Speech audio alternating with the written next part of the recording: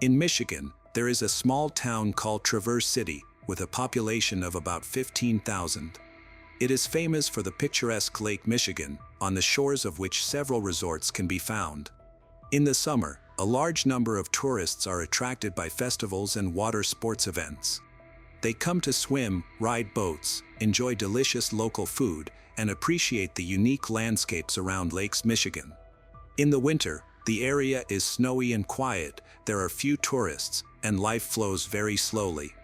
It was in such a place that 18-year-old Kalee Bruce lived and worked. She was always a cheerful and bright person. In addition, she was very smart, attractive, and determined. By the 1990s, she was considering pursuing an education. Thanks to her academic success in high school, she managed to gain admission to Northwestern Michigan College without any problems. The educational institution was located in Traverse City. To support herself away from her parents, Kalee worked as receptionist of a local beach condominium company that rented out apartments, rooms, and houses to visitors. The condominium was situated right on the lake and was very popular during the tourist season. On the evening of Monday, February 16, 1998, Kalee worked at beach condominiums from 5 p.m. to 8 p.m. In February, there were virtually no tourists, only a few locals, so she was almost alone in the building. The night before, while talking to her friend Kim, who also worked at the condominium, she had expressed her eagerness for the start of the season, hoping for more guests and an increase in her salary. That same day, with a little over an hour left before the end of her shift, Kalee had to do some light cleaning, put everything in the utility room, and then go home. That evening, Kim was not on shift but was passing by the beach condominiums at about 7:30 p.m. She had been driving her friends home after they had spent time together at a restaurant. As Kim drove past beach condominium, she looked toward the office through the window and noticed a light in the area of the administration desk, where Kalee was preparing to close up. Kim wanted to quickly drop off her friends and then stop by to see Kalee. However, when Kim returned about 40 minutes later, she saw that the light inside was off and Kalee was nowhere to be found. Thinking she was late and that her friend had already left. Satisfied that her friend had gone home, she turned around and left. The next morning, on Tuesday, February 17, 1998, at about 7 a.m., the first person to arrive at the beach condominium's office was an air conditioning technician named Zachary Medin. He immediately noticed that the door was unlocked. Although this did not cause him alarm, he calmly walked inside and called out Kalee's name. Receiving no answer, he saw that no one was at the reception desk where Kalee should have already been preparing for her workday. She was never late and usually arrived early. All the lights were off, and Zachary walked around the floor. He noticed a glimmer through the crack of a door and decided to investigate further. When he got closer, he saw suspicious red stains near the threshold. It was unclear what it was, but when he opened the door, he realized the horrendous nature of the scene. In horror, Zachary ran away and immediately called emergency services at 911. When the police arrived, Zachary could barely speak, looking emotionally traumatized and barely holding back tears as he described the situation. The scene found in the utility room was soon deemed one of the most horrifying crime scenes in local law enforcement history. In the small room, where household appliances and cleaning supplies were stored, there was blood everywhere, on the walls, even the ceiling. In the middle of the room was the mutilated body of a girl. The victim was Kalee Bruce, the 18-year-old employee. Next to her body lay all the broken pieces, with shards of plastic and metal covered in dried blood, as well as particles of scalp and hair. Kalee was found naked, with one of the power cords from an iron wound tightly around her neck, cutting into her skin and crushing her larynx. According to the medical examiner's report, the victim had 19 deep lacerations that cut down to the bone. Her skull was crushed from numerous blows, fractures of the vault and facial bones were found. Severe injuries to her neck and throat were consistent with strangulation, indicating she had been beaten for an extended period with blunt objects on her body, abdomen, chest, and pelvis, leading to numerous internal bleeding. The most horrific detail discovered was a metal pin inserted into her perineum with such force that it damaged the tissues up to the pelvic bone, penetrating several centimeters into it. According to forensic experts, Kalee remained alive for some time after sustaining this injury until she eventually bled out. Her death was undoubtedly a painful one. The entire small utility room was covered with her blood, and it was smeared over her body as if she had fought back. Despite the small size of the room, it took forensic experts 6 hours to collect dozens of pieces of evidence. They discovered numerous defensive injuries, indicating a brutal struggle, along with signs of disorder around the area. Apparently, Kalee's resistance only angered her attacker. Footprints and similar traces were found strewn on the floor, suggesting that the attacker had jumped on Kalee in an attempt to cover this terrible incident. Local reports described the scene, and the first thing that struck the arriving journalist was the amount of blood. He immediately realized they were dealing with one of the most terrible crimes in the town's history. Despite years of experience reporting from dozens of bloody crime scenes, he had never seen such cruelty before. He labeled the criminal a real monster and couldn't comprehend what could drive someone to commit such an atrocity against an innocent 18-year-old girl. Kalee Bruce died at about 8 p.m. the previous day. It is possible that when Kim was standing outside the office, her friend was already beyond help. She herself miraculously avoided a collision with the killer. Kalee's family was shocked by such a brutal murder and could not understand who could wish harm to such a sweet girl. Relatives, friends, and acquaintances told detectives that Kalee was a very nice and kind person. No one had ever heard anyone speak badly of her. It was hard to imagine that someone would have a motive to attack her. Some items were missing from the crime scene, but nothing significant, so the theory of a robbery gone wrong was not considered. Detectives suspected that the perpetrator must have known Kalee personally, given the brutal nature of the attack. Revenge, hatred, or jealousy seemed likely motives. The attacker was probably observing her and knew her daily routine, allowing him to choose the moment when Kalee would be most vulnerable. He likely knew when to strike so that no one would be nearby, and she might have trusted him. They decided to search for the criminal among Kalee's immediate acquaintances and among local residents who might have been in regular contact with her, possibly even living nearby. Unfortunately, there were no CCTV cameras on the premises of the resort or even inside the office, which left them without clues. All the blood at the crime scene was analyzed and confirmed to belong to the victim, but no fingerprints could be found. It was clear that the perpetrator had some criminal experience. He was probably wearing gloves or had carefully erased all traces of his presence. The forensic team collected more than 100 pieces of evidence from the small utility room. The only trace left by the aggressor were boot prints found on the body and the bloody floor. Forensic experts used a special substance that allowed them to obtain a clearer pattern of the shoe's sole along with all the small details. When the police received a full footprint, they assessed the killer's size. He had to be a tall, strong man who wore large shoes. The print had a clear tread, resembled work shoes. Detectives visited local stores to find a similar pair and discovered that the prints matched shoes from a brand called Pajar. When combined with the prints found on Kalee's body, they turned out to be identical, leading to a person who likely used specific clothing. The young man who worked in the condominium quickly attracted the authorities' attention, Zachary Medden, who discovered the body and reported it to the police. Detectives were alarmed that he had gone to the police to report finding the body. This was a tactic sometimes used by murderers hoping to remove suspicion from themselves and gather information about the progress of the investigation. Zachary was taken to the station for an official interrogation to verify and exclude him from the list of suspects. He was still visibly shaken by what he had seen, struggling to control himself, and appeared sincere. Zachary voluntarily allowed his car to be searched. The investigation had reached a dead end, with no valuable information emerging and all suspects cleared. The excitement in a local community was reaching its peak. It became almost impossible to buy a regular pepper spray for self-defense, as supplies were quickly depleted. The main customers were schoolgirls and female students, afraid to walk alone or go out at night. One of the detectives arrived at the college dormitory where Kalee studied, and witnesses reported several suspicious young people who had already checked in there. They needed to be checked. In the end, it turned out that they were not involved. The detectives spoke to their friend Kim, who knew Kalee better than anyone else in the city. She said that shortly before the murder, Kalee had broken up with her boyfriend, whose name was Dylan. They broke up and started dating again. As far as Kim knew, they had broken up again, but Dylan desperately tried to renew contact with Kalee. He was obsessively persistent, even manipulative. They talked to him just 2 days after the murder.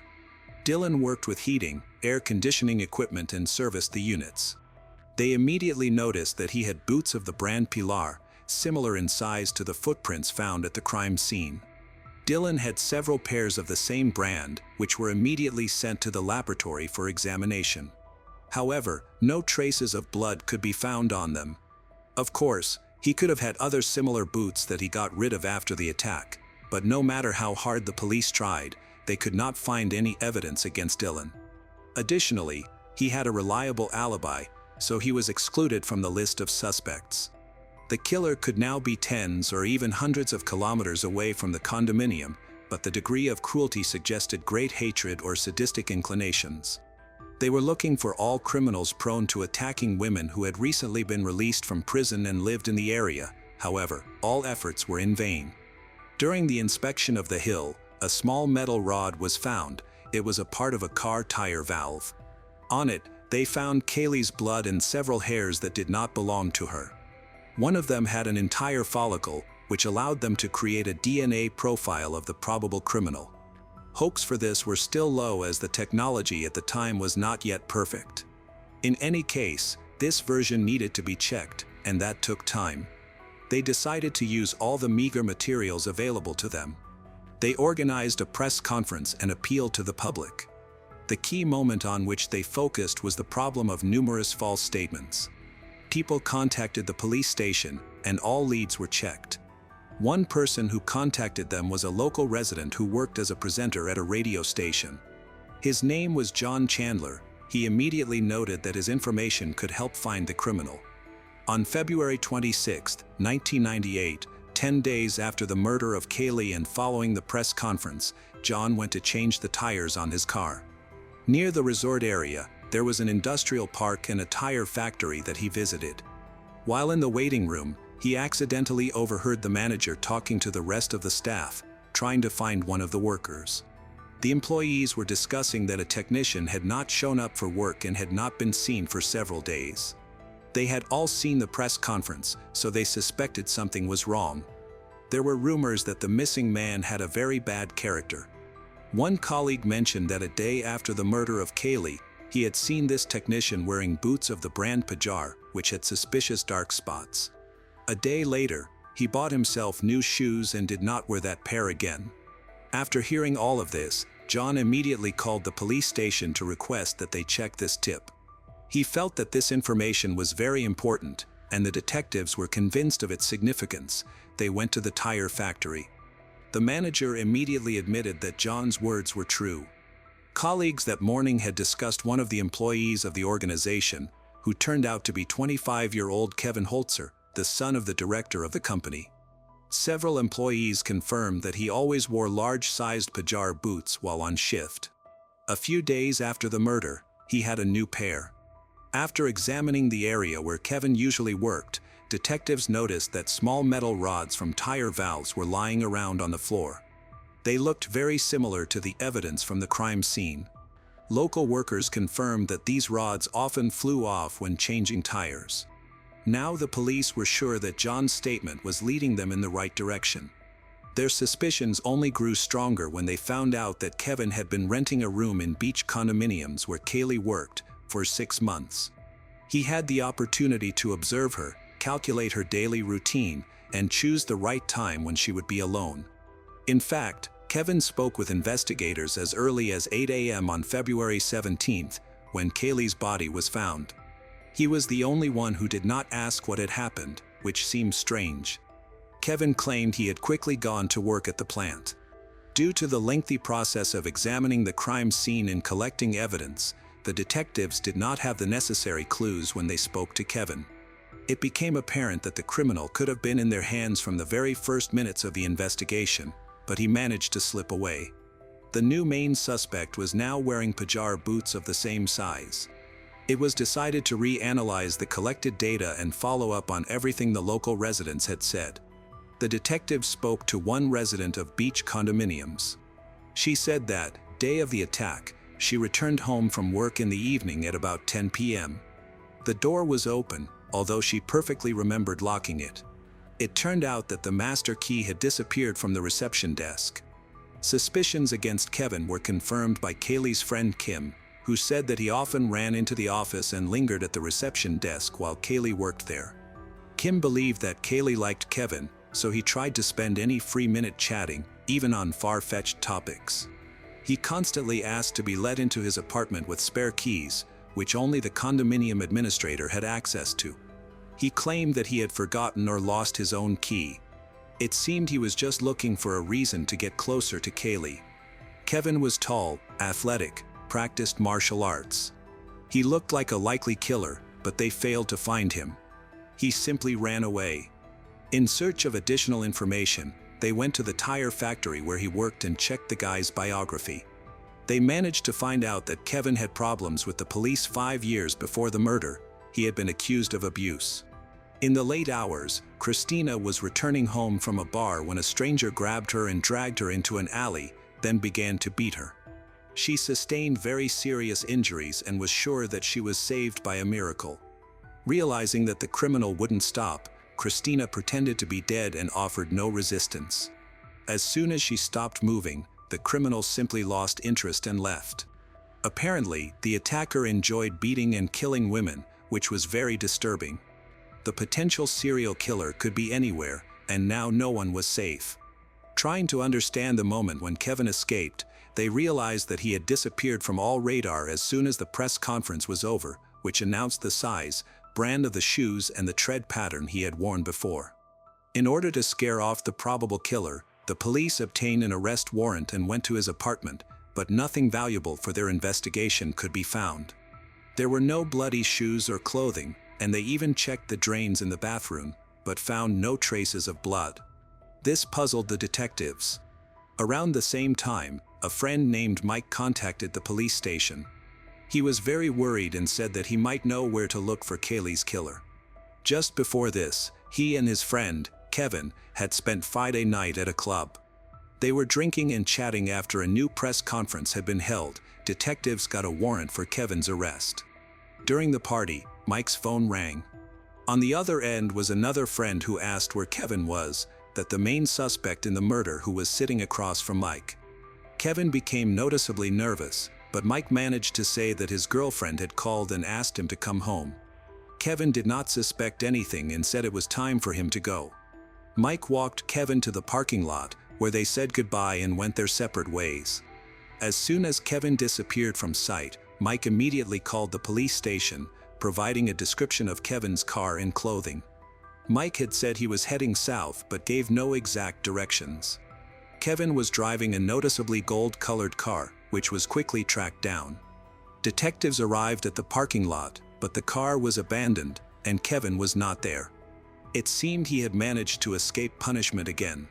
The police spoke to the guard, who admitted that he had talked with Kevin for a long time before Kevin fled. He reportedly headed to Indiana and planned to use the train. The detectives were following Kevin closely, but he was slightly ahead. During this same period, testing of hair found on the metal part of Kalee's body was completed. The blood from this small piece belonged to Kalee Bruce, while the hair was male. Samples were taken from Kevin's apartment, allowing for a comparison of the criminal's DNA profile, which matched completely. They feared that he, like a cornered animal, could start killing again, but they managed to intercept and arrest him. Earlier, during his transfer to Chicago, he had refused to cooperate with the investigation and immediately demanded a lawyer. However, the evidence against him was irrefutable, and the prosecutor considered the trial a mere formality. Detectives discovered that Kevin had moved into the beach condominiums just 6 months before the murder. They suspected that he had not chosen his victim randomly. They believed he probably liked Kalee and became obsessed with her, eventually stalking her. When he found out that Kalee would be working and studying in the city, he decided to get as close to her as possible. Naturally, all this could not end well. On June 21, 1999, Kevin Holzer's trial began. He was charged with the murder of Kalee Bruce. Despite his father's wealth and a smart defense attorney, it seemed even the attorney considered his client guilty and did not even attempt to acquit him. In October 1999, the jury decided that Kevin Holzer was guilty of first-degree murder, and he received a life sentence without the possibility of parole. In the years since before Kevin was convicted of abuse, there may have been more attacks. Their suspicion was investigated, but it was not possible to confirm these assumptions. Everyone in his circle was in danger. In which, the witness finds her apartment door open when she comes home from work. She is shocked by the lucky coincidence that she was missed by Kevin Holzer. The police believed this was not an accident. He had stolen the master key and used someone else's apartment because he knew that no one would be there for quite a long time. After the massacre, he entered someone else's territory to take a shower and wash away the traces of the attack. Kevin actually had no feelings for Kalee except cruelty. Any girl could have been in her place. He intentionally found excuses to approach her, chat with her, and ask for her keys because he wanted to learn how to get them. He carefully calculated Kalee's schedule as soon as she first talked to him. The lives of Traverse City residents were divided into before and after the murder of Kalee Bruce. This massacre was so cruel and senseless that the crime is still imprinted in the memory of many townspeople. Jessica Edens was born on January 22, 1981, in a small suburb of New York State, USA. She came from a large family, with a sister named Diane and two half-brothers, Nathan and Adam. Jessica spent her early years surrounded by loving parents and siblings, with whom she developed warm relationships. She didn't have outstanding academic success but was always creative, dreaming of becoming a photographer. When her parents recognized this passion, they bought her an amateur camera, which she carried everywhere. She took pictures of people, nature, cities, and architecture, anything that caught her attention. Her work was admired and praised. During her teenage years, Jessica actively pursued this passion and mastered the craft. She began to shoot weddings and various events, initially for free, then for a small fee. This allowed her to earn enough money for her own needs, and the idea of building a real business became increasingly appealing. Jessica's personal life was also progressing. She was sociable, active, attractive, and always attracted a lot of attention. On November 19, 2007, she gave birth to a son named Hayden King. Jessica became pregnant during a rapidly developing relationship with a young man, but the love between them faded quickly, and they broke up before Hayden was born. However, Jessica remained optimistic and maintained friendly relations with the child's biological father, allowing him to communicate with Hayden. Jessica was determined to provide everything her child needed, regardless of whether she had a partner or was raising him as a single mother. Fortunately, she did not have to be alone for long. In 2008, Jessica met a man named Benjamin Edens. They quickly found common ground, grew closer, and within a few meetings, they could not imagine their lives without each other. They was in no hurry to officially register their marriage, as both were creative individuals who understood each other well. After a few months, they moved in together, and Jessica began to contemplate having more children. After a while, they officially got married in 2010. Shortly thereafter, they decided to move to a new large house located in a small, cozy town in Easley, South Carolina, which was ideal for a quiet family life. Their family relationships flourished, and Jessica was convinced she had found the man of her dreams, a feeling that was mutual. 2 years later, on July 19, 2012, they welcomed a daughter named Harper Edens. Jessica believes this further strengthens her relationship with Benjamin. He was a wonderful father who spent all his free time with Harper. He also became so close to Hayden that the boy did not suspect Benjamin was not his biological father. By 2017, Hayden was in the 4th grade, while his younger sister Harper was about to start 1st grade in the fall. This was an exciting milestone. From the outside, Jessica's family appeared perfect. She had 2 children, a beloved job, and a husband whom she described to everyone as the best person. Her eldest child was a good student, and the family expected the same from Harper. Jessica's passion for photography thrived, But when she had her daughter, she decided to take a break and become a housewife, stepping back from her small but successful photo business. However, as Harper grew more independent, Jessica returned to attending various events to conduct professional photography. To simplify her client search, she created a website where she introduced herself as a photographer from Greenville. Jessica described her life as perfect, but, as often happens, things were exaggerated. Behind the facade of love and understanding, difficulties began to arise in the marriage. Over time, Benjamin's feelings cooled, and tension accumulated between them. Jessica wanted to understand what was happening as she began to notice uncharacteristic behaviors in her husband. He would come home from work, immediately run into the shower without even saying hello to his wife and children, as if he were trying to hide something. More and more often, he stayed at work much longer than his shift lasted, citing overtime and global projects that no one could confirm. He began to actively engage in sports, carefully monitored his appearance, and switched to healthy eating.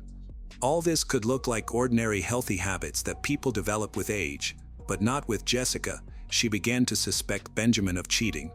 Quickly, a suitable candidate for an affair appeared. A young, attractive woman had recently started at her husband's workplace. This woman's name was Meredith Rahm. She was born on October 29, 1988, in Collierville, Tennessee. In Jessica's opinion, it was on Meredith that her husband had set his eyes.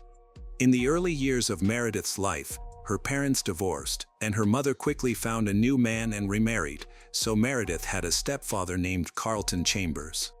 He was a worthy person and became like a second father to her. The family in which she grew up was friendly and loving. Meredith had a younger sister named Brittany Rowell. She dedicated herself to her studies from an early age and was focused on career success. She studied well and was creative, like Jessica, but family and children were of little interest to her. In 2009, she graduated from the University of Memphis with a bachelor's degree in international business. After gaining some necessary experience, she moved to Greenville. Meredith was very independent and self-confident, which immediately caught Benjamin's eye. By the time they met, Meredith had started working at the same company as Benjamin. In fact, Jessica's suspicions were justified. Immediately after meeting Meredith, her husband became attracted to her. Their feelings come from both sides. They started dating in secret, and their affair continued for a year. Now, Benjamin finally realized that he wanted to be with his young mistress and wanted to break up with Jessica, but he didn't know how to approach the issue. He was afraid of offending his wife and wanted to avoid the difficulties of the divorce process. For a long time, Benjamin was torn between his family and his mistress. His wife's suspicions only aggravated the situation. The more accusations she made, the more inevitable the breakup felt, which provoked constant quarrels. Jessica did not trust her husband and wanted to find out what was going on. He tried to distance himself, but this could not go on forever. It was time to tell the truth, but Benjamin could not bring himself to do it. Instead of confessing, he decided to move out on far-fetched grounds, citing constant pressure from his wife. On April 11, 2017, Benjamin packed his things and moved from the shared family home to a rented apartment. At least that is what he initially told his wife. Jessica kept hoping that these were only temporary difficulties that many people experience, and that their marriage would be saved. She believed she could convince her husband to return to her and their children. Benjamin tried to avoid the topic of separation altogether, reluctantly answered calls and messages, which only offended her more. The betrayal was of such a magnitude that she could not forgive it. She was angry, and her hopes for a family reunion were shattered. But most of all, she was furious that Benjamin simply ignored her. As the persecution began, Jessica spread various damaging facts about Meredith on all social networks and on any sites where she could post information, exposing her as the homewrecker and her husband as a cheater. Jessica continued to communicate regularly with Benjamin, trying to win him back. Instead, he finally decided to file for divorce. Telling Jessica this provoked even more anger from her, and she now decided to annoy him as much as possible. She knew how much Benjamin loved their daughter Harper, so she sought sole custody of the girl. He had always been a caring father and loved the children, including Hayden. Therefore, he was against such a decision. Benjamin wanted to maintain the right to communicate with the children. He did not want to sit idly by. He hoped to smooth over the conflict and therefore proposed joint custody. Jessica was adamant. Against this backdrop, a serious custody battle began, and tensions escalated. Realizing that it would not be possible to agree amicably, Benjamin went to court on July 11th.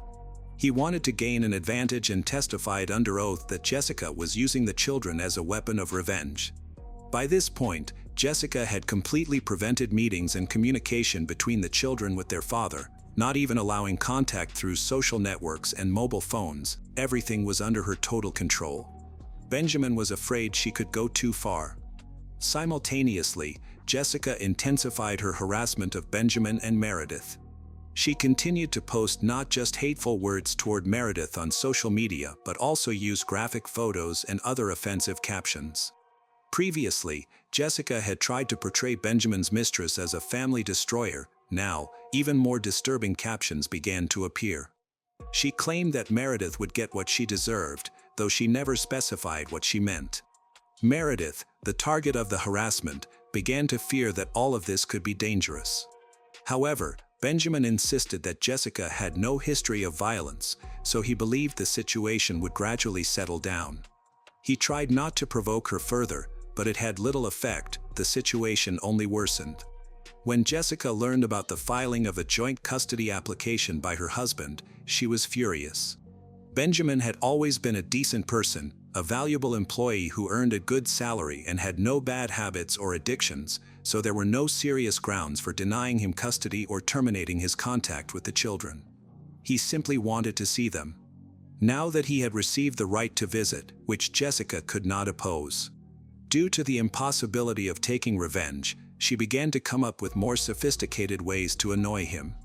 Every short communication with Benjamin ended in conflicts and accusations. It was even more annoying to her that the mistress would be in contact with the children. During this period, Benjamin and Meredith regularly contacted the police to complain about Jessica's behavior. In particular, Meredith could no longer tolerate the publications that Jessica made about her daily on various social networks. She starts having problems at work when Jessica tries to turn things around her.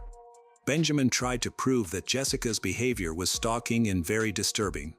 Worse, he began receiving frightening messages from Jessica, all concerning the children. It seemed she was trying to intimidate him with ambiguous phrases, and he worried that his daughter might be in danger.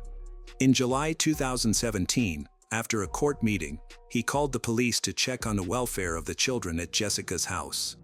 He described the situation in detail. He felt powerless since Jessica still interfered with the meetings, and he did not want to use force, fearing she would use this in court against him to strip him of his joint custody rights. The officers who responded reported that everything was fine, but the anxiety from the threats continued to grow. On July 12th, they discussed joint custody again.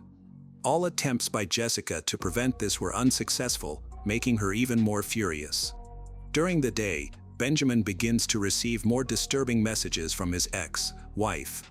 It was obvious to her that there was no legal way to limit the children's communication with their father, so she tried to irritate him further with her frightening messages. Benjamin contacted the police again and asked the patrol officers to go to the family home to check on the children's well-being.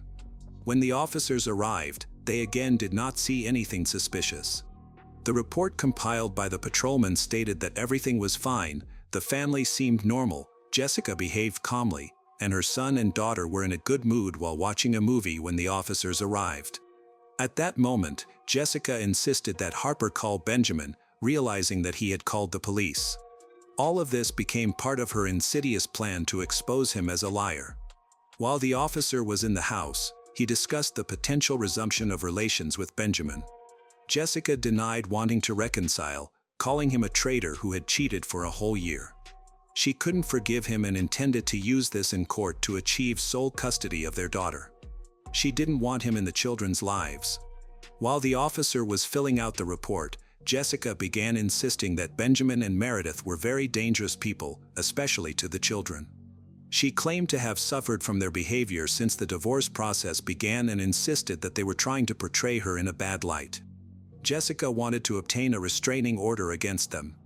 The patrolman informed Jessica that, in order to get a restraining order, she would have to go through the court process after filing a report. After saying goodbye to the officers, she promised to file a statement in person soon, but that was not destined to happen.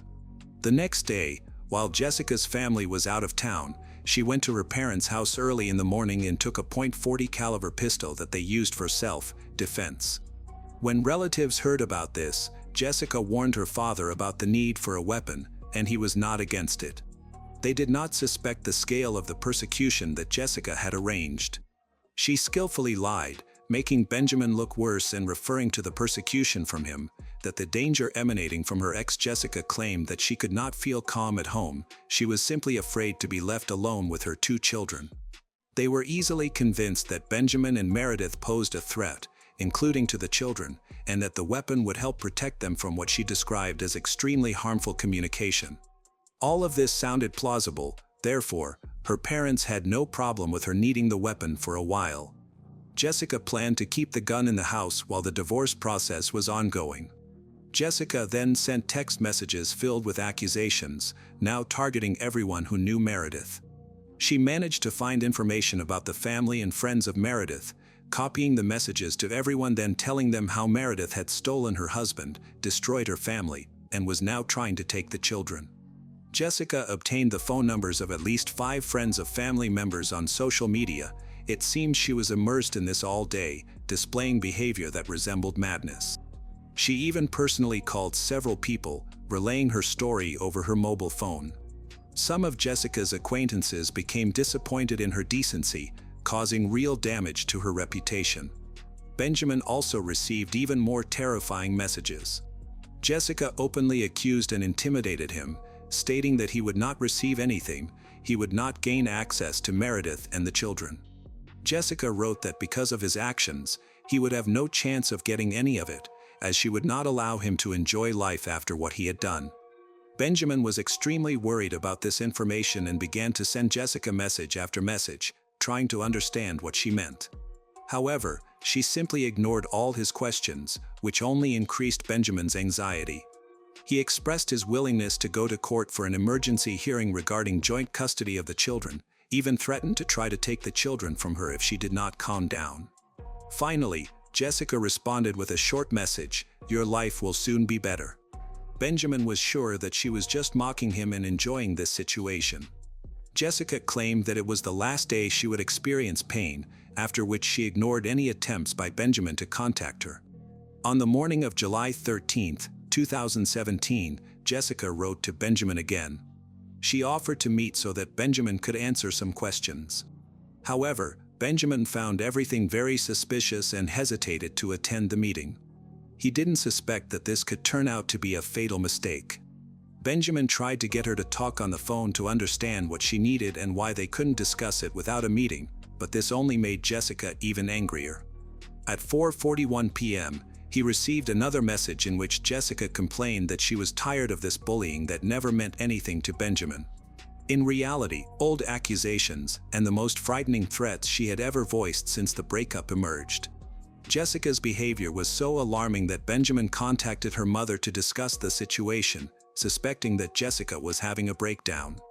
He feared she could not control herself, might pose a danger to herself and the children. At that time, he was at work and could not leave. He did not suspect that while he was talking to Jessica's mother, Jessica was already driving to his apartment with bad intentions. At about 5 p.m., Jessica parked her car near the complex where Benjamin and Meredith lived. In the parking lot, Jessica saw Meredith, who had just returned from work and was sitting in her car, distracted by the mail on her mobile phone. Jessica approached her, pointed a gun, and shot through the glass, instantly killing her rival, whom she considered the cause of all her troubles. All this happened in broad daylight. As people were returning from work, the noise attracted numerous witnesses. After the incident, people saw Jessica get into her car and drive away.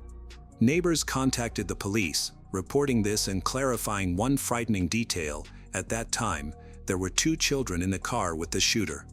Witnesses described the shooter, and the police understood who they were talking about. They assumed that Benjamin was in danger. Jessica had enough time to act, but she was not going to go to Benjamin's workplace. Instead, she devised something much more sophisticated and stayed one step ahead of law enforcement. While the authorities were still looking for her in the city and were awaiting Benjamin's arrival at work, Jessica called Benjamin, told him that everyone he loved had left and that she would be next. Then Jessica hung up. It was the last call she made. Police eventually traced the call and went to Easley, 7 miles from the Benjamin home, where they saw her Jeep. The doors of the car were locked from the inside, and the engine was still running. Inside, they found 3 bodies, 2 children and Jessica herself, who was 36 years old.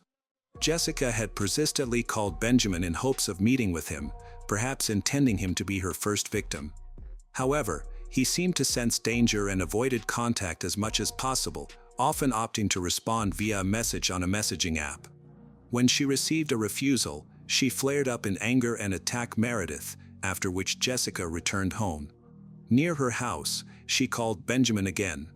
After a meaningless conversation, Jessica first attacked her 5-year-old daughter, then her 9-year-old son, after which she turned the gun on herself.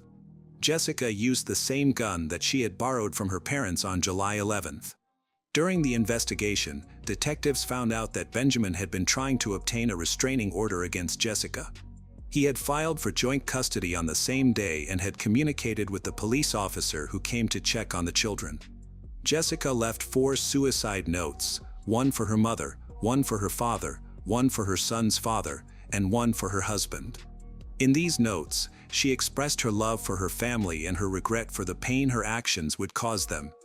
Jessica insisted that she could no longer live with these feelings and believed that her children would also suffer without her, so she decided to take not only her life but theirs as well. In the letter to her son's father, she expressed gratitude for giving her her first child and apologized for the pain she had caused. Considering the content of these notes, the police investigated suspicions of domestic violence against the children.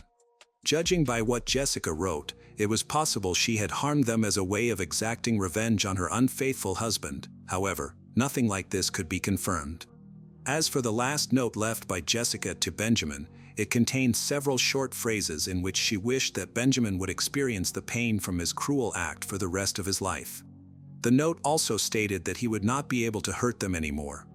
Among all the individuals involved in this case, Benjamin was the only survivor. The note turned out to be prophetic. Even to this day, he continues to live with the pain of losing his loved ones. Lorraine Cox was a 32-year-old woman living in Exeter, UK. She is dating a man named Ellie who lives in Scotland. Although the distance between them is quite long, they have gotten used to it. At first, they only met on weekends and talked, but gradually their feelings for each other grew deeper. By 2020, they had been in contact in this way for 2 years. Despite the challenges of the distance, they decided to get engaged. Now, they are building a future together and preparing for their wedding. Lorraine is also planning to have their first child. However, in early 2020, their plans had to change for several reasons. By February, Lorraine had moved to Scotland to be with Ellie, where she obtained a temporary visa, and they spent considerable time together. When summer arrived, she wanted to return to Exeter to visit her family and friends for a month or 2. This trip was not a breakup, she simply missed her loved ones. Afterward, she intended to return to Scotland and continue strengthening their relationship. Although restrictions in the UK remained strict, they were gradually relaxing, allowing public events to resume and many establishments to reopen. People eagerly took to the streets to socialize again, and Lorraine was no exception. On September 1, 2020, she arrived at her father's house in Exeter, excited to reconnect with friends. They spent the evening visiting several bars, enjoying drinks and good company, until they realized it was time to go home. Everyone left in a good mood. On September 2nd, Lorraine posted an unusual message on social media, claiming she was going to leave the country. This surprised everyone, as her only previous move had been to Scotland, and she had no plans to relocate again. She had just arrived to visit her father and intended to stay for at least a month. This sudden change in her mood and plans seemed out of character.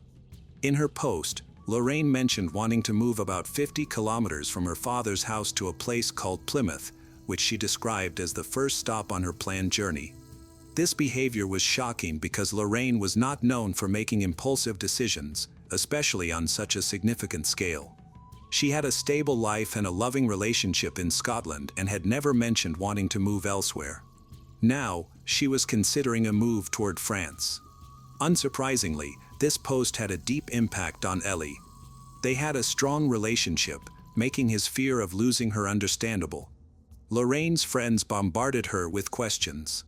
Initially, she responded willingly, but as the conversation progressed, her tone changed and mistrust grew. Those who knew her well noticed shifts in her writing style. She began using unfamiliar emojis, making odd mistakes, and her messages conveyed a sense of hostility. This worried her loved ones, as she had always maintained positive relationships with them, and there was no reason for her to display such aggression or undergo drastic life changes. Her father, Tony, who was hosting her during this time, even showed a family friend her old messages alongside the new ones. He pointed out clear inconsistencies in her writing style. Even those who didn't know her well noticed something was off. Throughout this time, Lorraine's boyfriend, who was named Ellie, was especially concerned and tried to understand her behavior. Initially, she responded to him with short, cold replies, but eventually, her answers became even more abrupt. The conversation ended when Lorraine sent him an emoji of a middle finger. This intensified the suspicion that someone else was using her account. Ellie had known Lorraine for 2 years, so the idea that the trip was related to a breakup or conflict seemed unlikely. They valued each other, which made her odd responses even more perplexing. Unfortunately, because of the distance, her boyfriend felt helpless and unable to intervene. A situation arose concerning Tony, Lorraine's father. Determined to discover the truth, he faced a challenge because he was away at the time and couldn't check his daughter's room for clues. Instead, he began speaking to Lorraine's friends, particularly those who had been with her the day before her sudden move to Plymouth. He was scheduled to return home the next day. Upon arriving home, Tony's first action was to go to Lorraine's room, where his suspicions grew stronger. He had already spoken with her close friends, and they all confirmed that no one had seen Lorraine since their breakup at the bar when everyone had left for the night. Inside Lorraine's room, it appeared as though she had never returned after her outing with friends. Her belongings from Scotland remained untouched, and nothing was missing from her room. It looked as if she had left for an extended trip without taking any of her things, which seemed impossible. The most alarming discovery was the bag she had left behind. Lorraine had diabetes and always carried a first aid kit to monitor her blood sugar levels. Her health depended on these supplies, and she never went anywhere, even for a quick trip to the store, without them. For outings like the one to the bar, she typically used a smaller bag. The fact that her larger kit was still in her room raised serious concerns about her recent plans. Tony realized that his daughter had not returned from the party, leading him to fear that something might have happened to her health. The messages she had exchanged with friends and relatives also seemed troubling.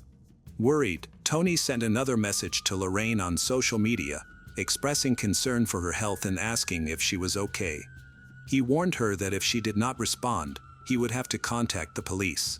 The message was seen, but he received no reply. After that, Tony's and Lorraine's friends could no longer tolerate the uncertainty and began their search. They started by looking for clues in the bar where they had spent the evening on September 2nd.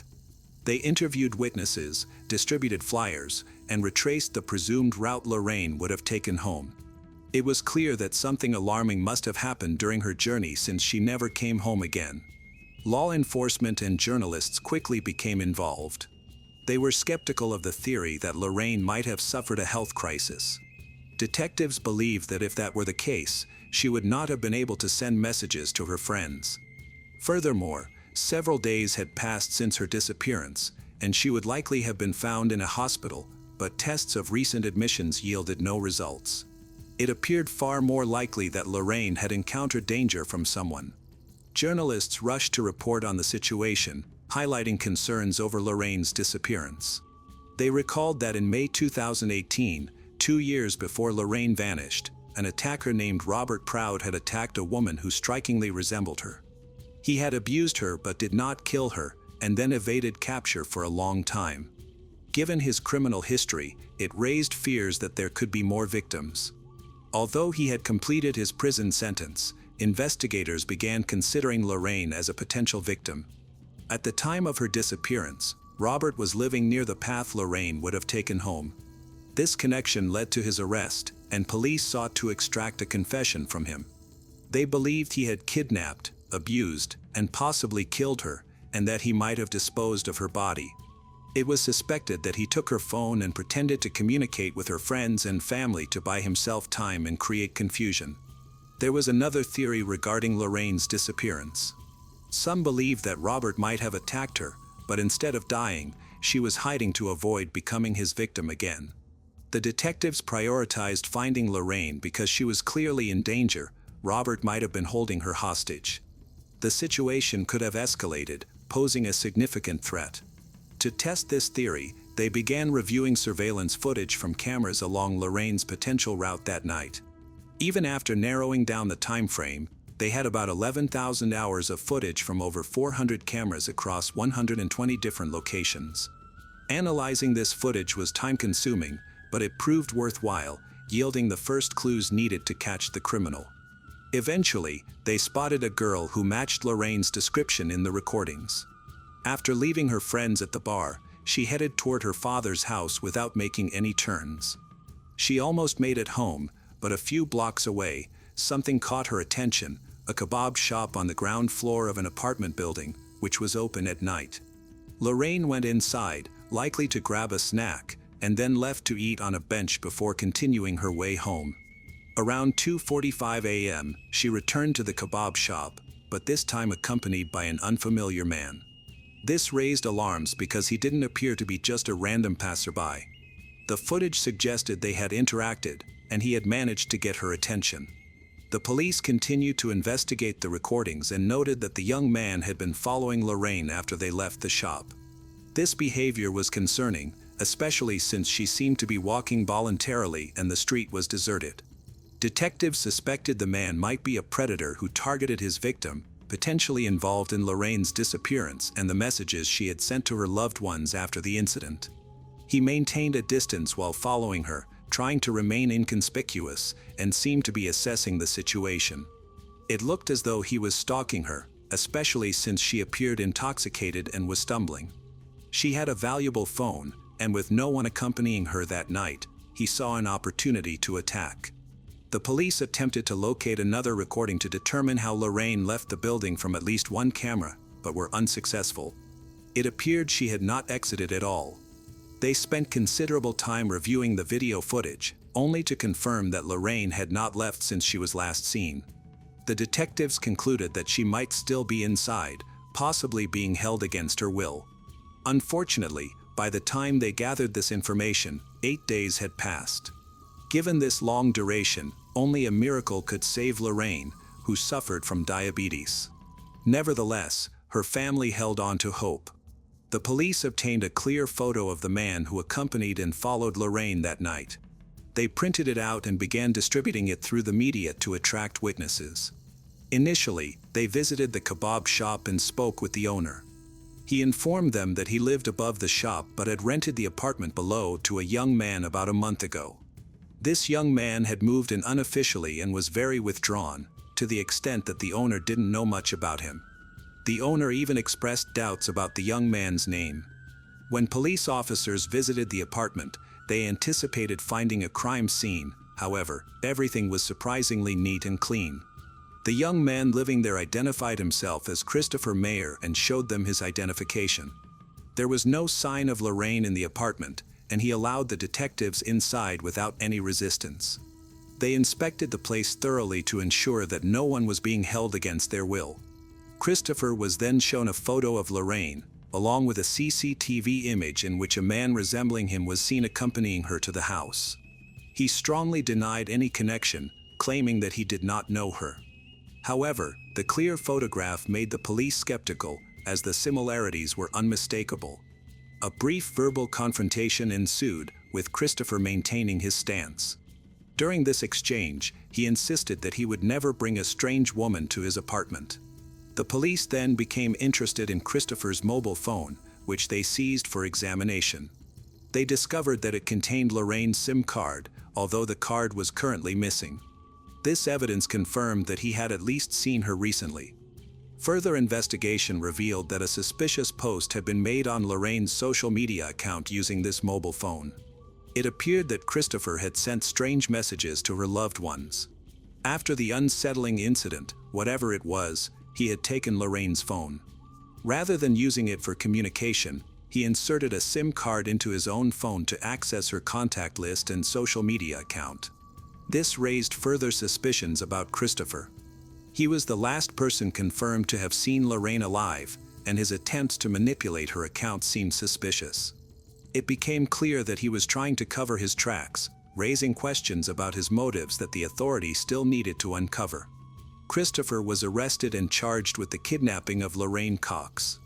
That same day, forensic experts arrived at his apartment to investigate.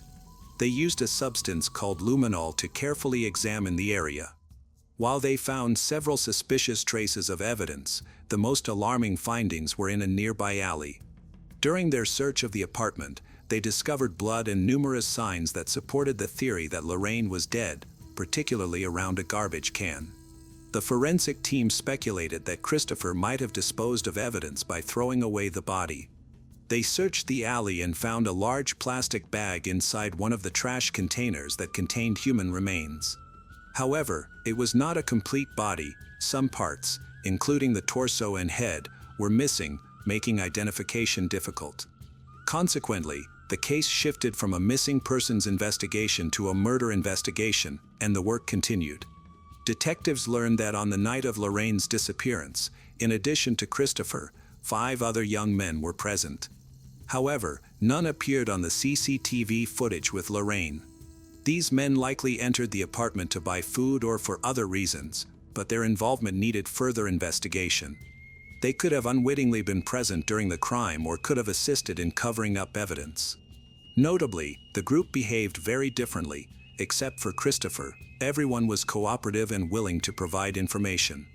Upon further investigation, the 5 other young men were found to be locals who lived nearby. Since there was no evidence against them, they were released. In stark contrast, Christopher was uncooperative, reluctant to talk, and often gave vague or confusing answers. He seemed to believe that the police lacked sufficient evidence against him, but they soon discovered that his real name was Azam Mangori. This revelation marked a turning point in the investigation, as detectives confronted him with the truth, signaling the beginning of the unraveling of his story. Azam claims that he changed his name because he was born in the Kurdistan region of Iraq, where people who do not follow tradition can face severe punishment, including being stoned to death. As an adult, he left his conservative homeland but still lives in fear of being hunted down and killed. To avoid this dangerous situation, he began calling himself Christopher. He had been living illegally in the UK since December 2018 to avoid returning to Iraq. Azam also possessed a high-quality fake ID under the name Christopher Mayer to evade detection by immigration authorities. This explains why the landlord knew almost nothing about the man. He was very cautious, had not attended school or worked anywhere, and lived off odd jobs. However, the interrogation ended abruptly. After admitting to these things, he refused to talk about Lorraine. His previous admissions were not significant to the police. DNA testing confirmed that the remains found in a trash bin were those of Lorraine. In Azam's apartment, DNA traces and other evidence indicated that Lorraine had been killed there because Azam had failed to clean thoroughly.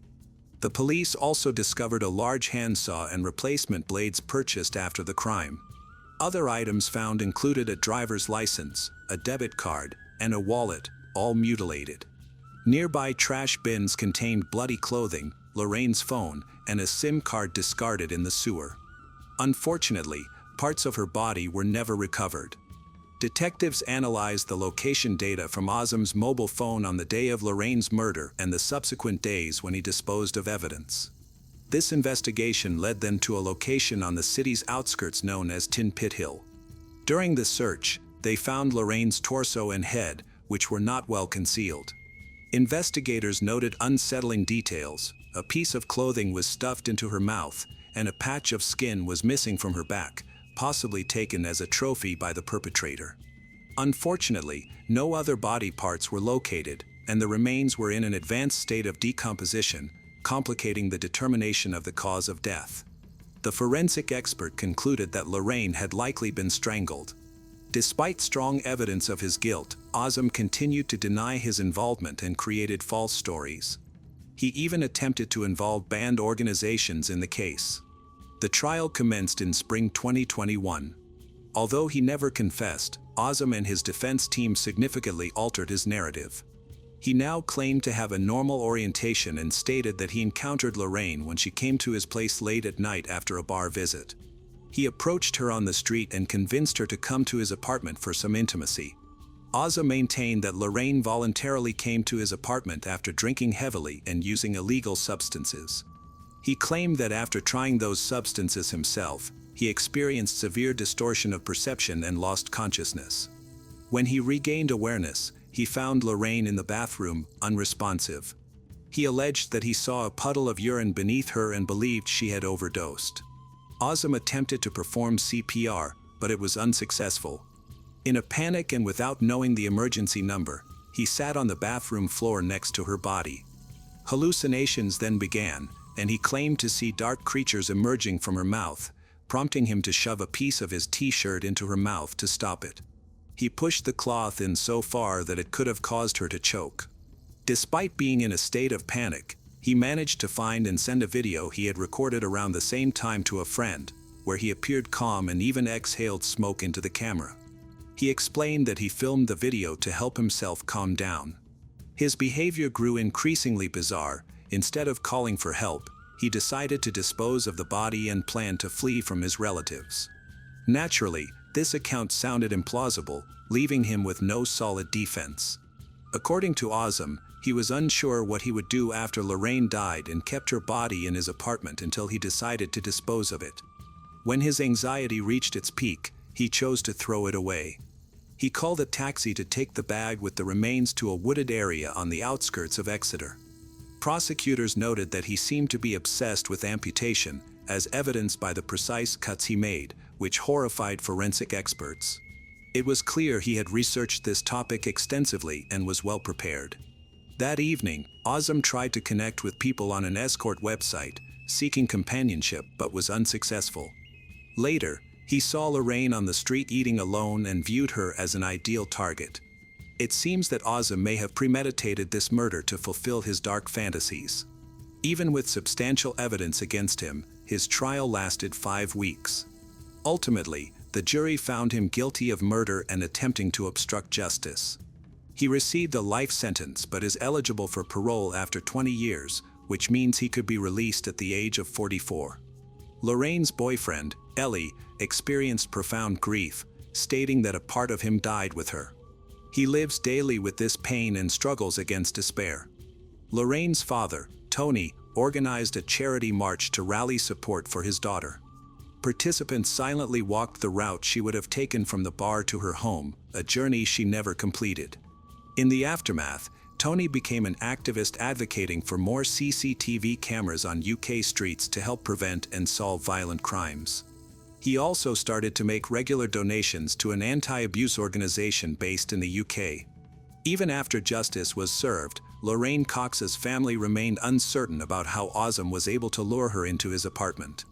Security footage showed her following him willingly. Azam claimed that he engaged her in conversation and offered her alcohol and a banned substance, which she accepted. However, toxicology reports found no traces of banned substances in her system, and a forensic expert stated that she did not die from diabetes, suggesting that Azam's account might be false. Sadly, the truth about what happened in his apartment may never be revealed, as only Azam and Lorraine know what truly occurred. Some believe Azam exploited Lorraine's kindness by asking for help, and that she may have felt unable to refuse, ultimately leading her into a dangerous situation.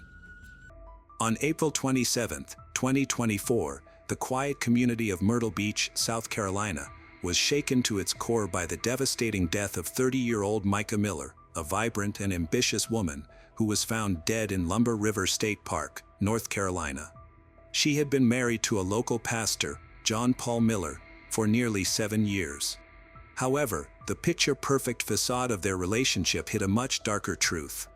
What secrets lay hidden within Micah and John's marriage? How could a man of God allegedly commit such a profound betrayal of trust? Micah and John first crossed paths when she was just 14 or 15 years old, as she and her family began attending the Solid Rock Church in Myrtle Beach, South Carolina. At that time, John was serving as the leader of the youth group in the same church. Despite the significant age gap, John was 28 years old when he first met Micah. The two developed a friendship. When Micah turned 18, it was John who officiated her marriage to one of his friends. Both Micah and her husband were involved in the church, with Micah having several responsibilities, including working with the media team while her husband was in charge of the sports ministry. After some time, Micah became John's secretary and babysitter for his growing family. John was already married and was the father of 5 children. One day, while Micah was babysitting for John's kids, his wife discovered her husband and the babysitter in a compromising position. It was clear that the two had developed feelings for each other. The fallout from this revelation was swift. Both Micah's and John's marriages ended in divorce in 2016. Just 2 years later, the 23-year-old Micah found herself thrust into a new role as the stepmother to John's 5 children, becoming the pastor's wife. In her position, Micah took on even greater responsibilities within the church, leading worship, overseeing the women's and youth ministries, even traveling abroad on mission trip. Her dedication to her faith and the congregation was evident, but the true nature of her relationship with John remained shrouded in darkness. As Micah's role within the Solid Rock Church grew, so did the allegations of abuse and manipulation that she endured at the hands of her husband. According to Micah's own sworn affidavit, she was subjected to a torrent of mistreatment, including emotional, spiritual, financial, and even physical abuse, throughout her marriage. Micah's family and friends would later come forward with harrowing details of the torment she faced, alleging that John had hacked into Micah's personal accounts, sending messages designed to discredit her. Despite the overwhelming control John exerted over Micah, she refused to be cowed.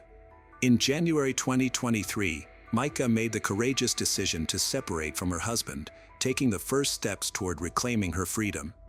This decision, however, was not an easy one, as Micah knew all too well the risks she faced in defying John's will. Just months later, in October, Micah filed for divorce, determined to break free from the shackles of her abusive marriage.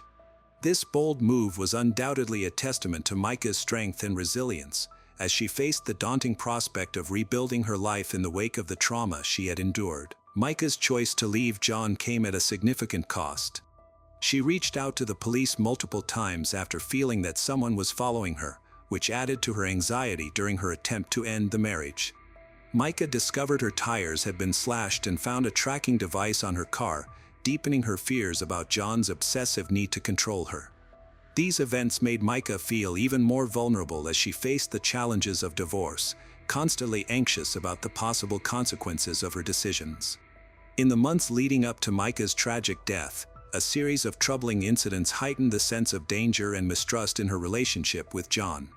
As Micah tried to free herself from the marriage and establish her independence, John resorted to increasingly desperate and threatening methods to keep her under his control. In February 2024, Micah's sense of freedom was drastically affected when John had her hospitalized against her will, claiming it was for her health.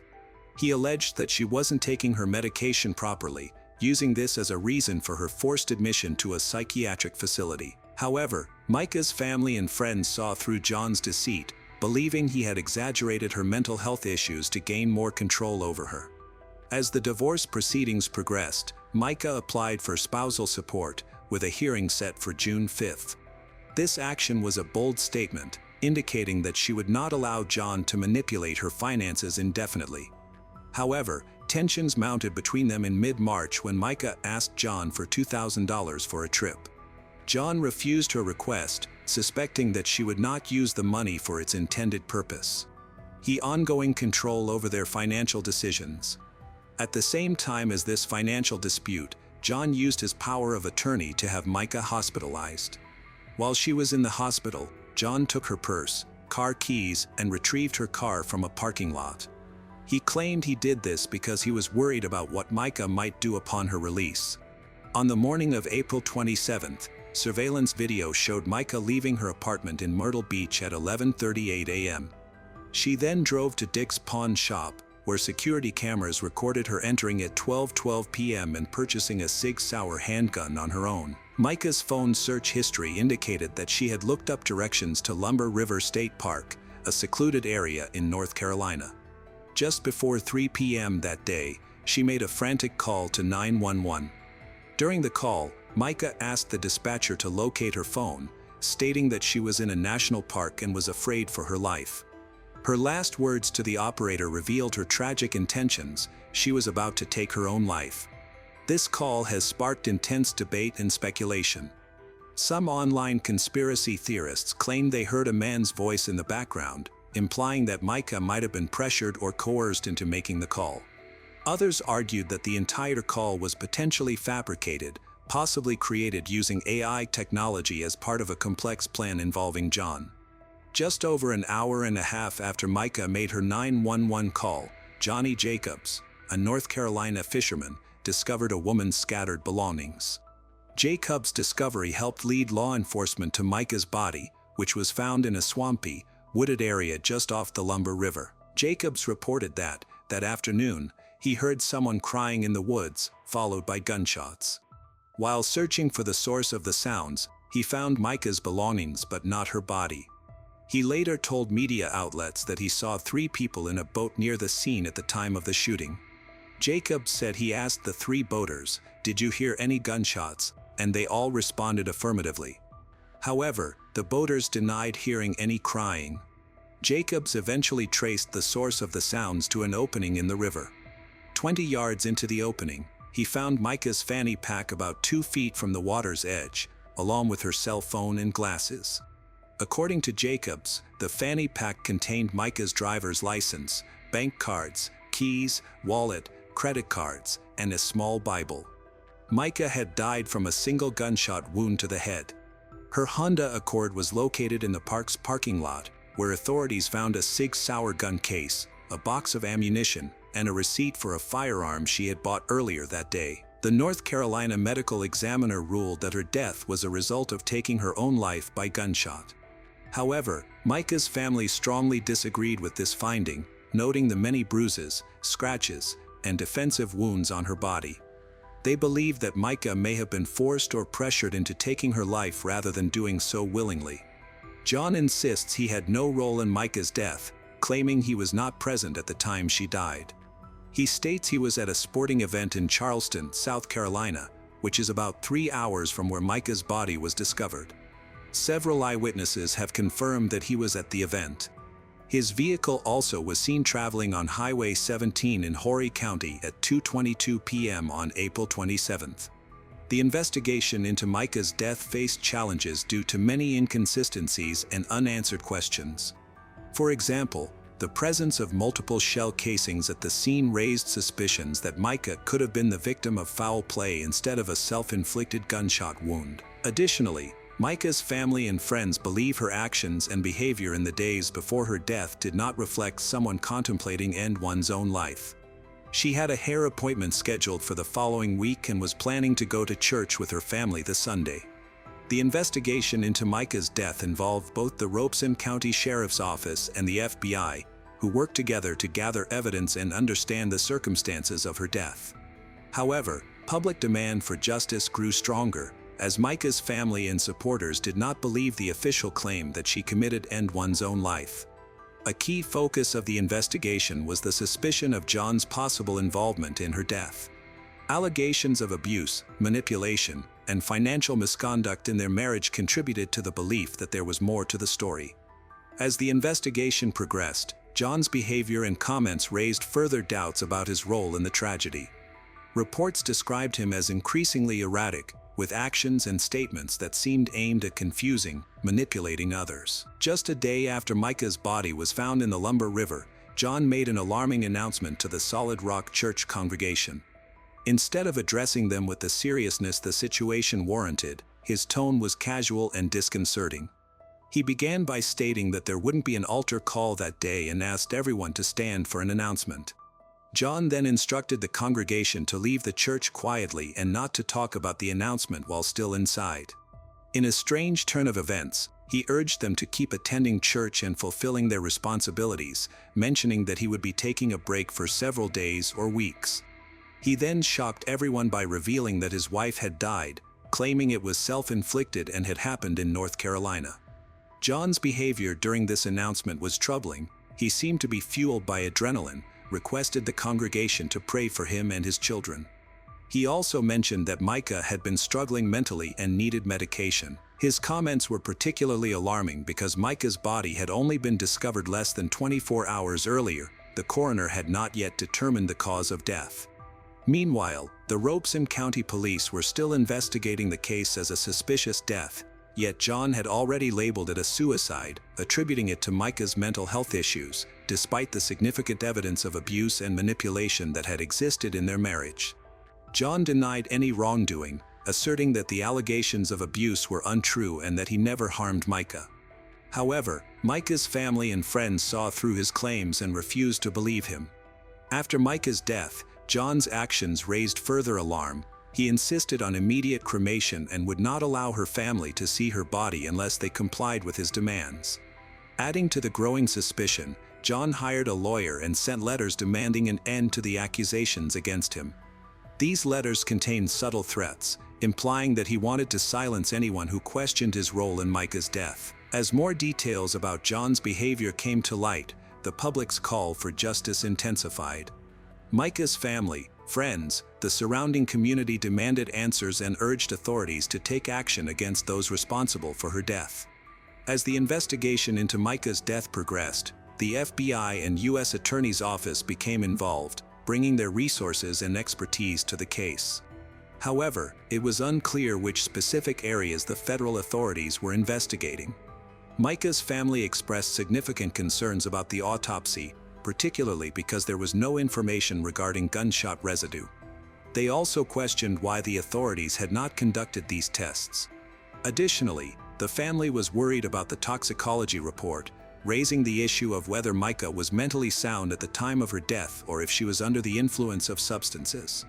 There was no documentation to clarify this. The family's concerns grew when Micah's body was cremated shortly after her death, a decision made by John, which prevented the possibility of a second independent autopsy. This action only increased suspicions that John might be hiding something.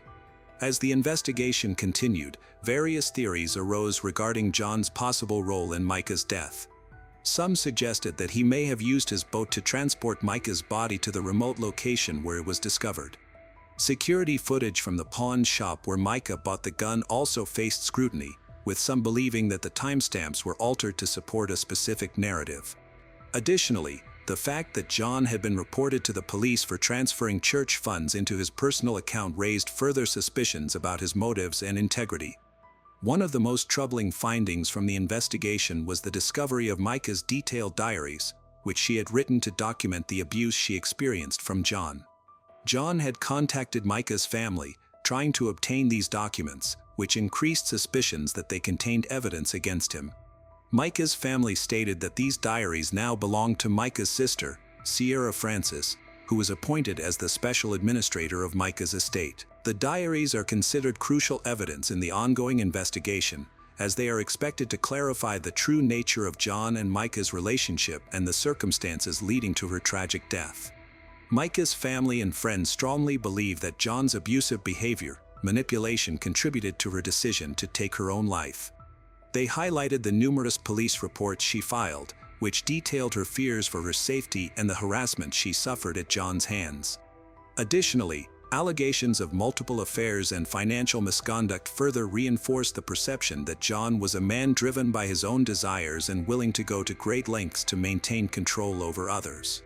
The tragic death of Micah Miller sent shockwaves through the community, led to various reactions and consequences. Following this, Solid Rock Church, where John was a pastor, became a focal point of the controversy. Church leaders reported receiving numerous harassing phone calls and messages from people seeking answers and demanding accountability. The situation was equally troubling for those directly involved in the investigation. The coroner who examined Micah's body received threats. Micah's family, particularly her sister Sierra, firmly rejected the official explanation of her death. They believed that Micah's death was planned and staged by John, and they were resolved to find the truth, no matter the challenges. Their unwavering dedication to seeking justice for Micah demonstrated their love and commitment, alongside their strong belief that the authorities had not thoroughly investigated the circumstances of her death. Meanwhile, Jacobs has become one of the most controversial figures in the Micah Miller case.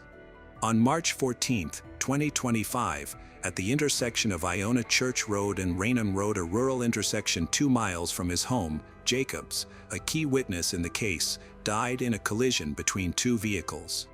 Death of key witness fuels belief in conspiracy theories. As more information about the case became available, the public's demand for action against John intensified. Micah's supporters, both in the community and on social media, called for authorities to hold John responsible for his alleged involvement in her death. Micah's family's relentless pursuit of justice and the continuous calls for accountability all highlight the deep, lasting effects of this tragedy on everyone involved. Just after 11 p.m., everything changed. In a small New York City apartment, a loud crashing sound interrupted the quiet. What followed was chaotic and frightening, with neighbors hearing shouting, banging, and objects falling. Then, abruptly, there was silence. Inside the apartment, a young woman found herself in a nightmare she had long dreaded. An ex-lover had returned, and this time he was determined to cause trouble. In 2015, Elena Hardy, nursing student at Hunter College, moved to New York City. Her charming personality made her popular. She quickly made friends in the city. As she focused on her studies and enjoyed the lively atmosphere around her, her promising journey took a troubling turn when she met Fernando Munera. What started as an exciting romance soon turned dangerous. While friends and neighbors often saw them happily walking their dog or riding his motorcycle together, beneath their smiles lay a relationship marked by instability.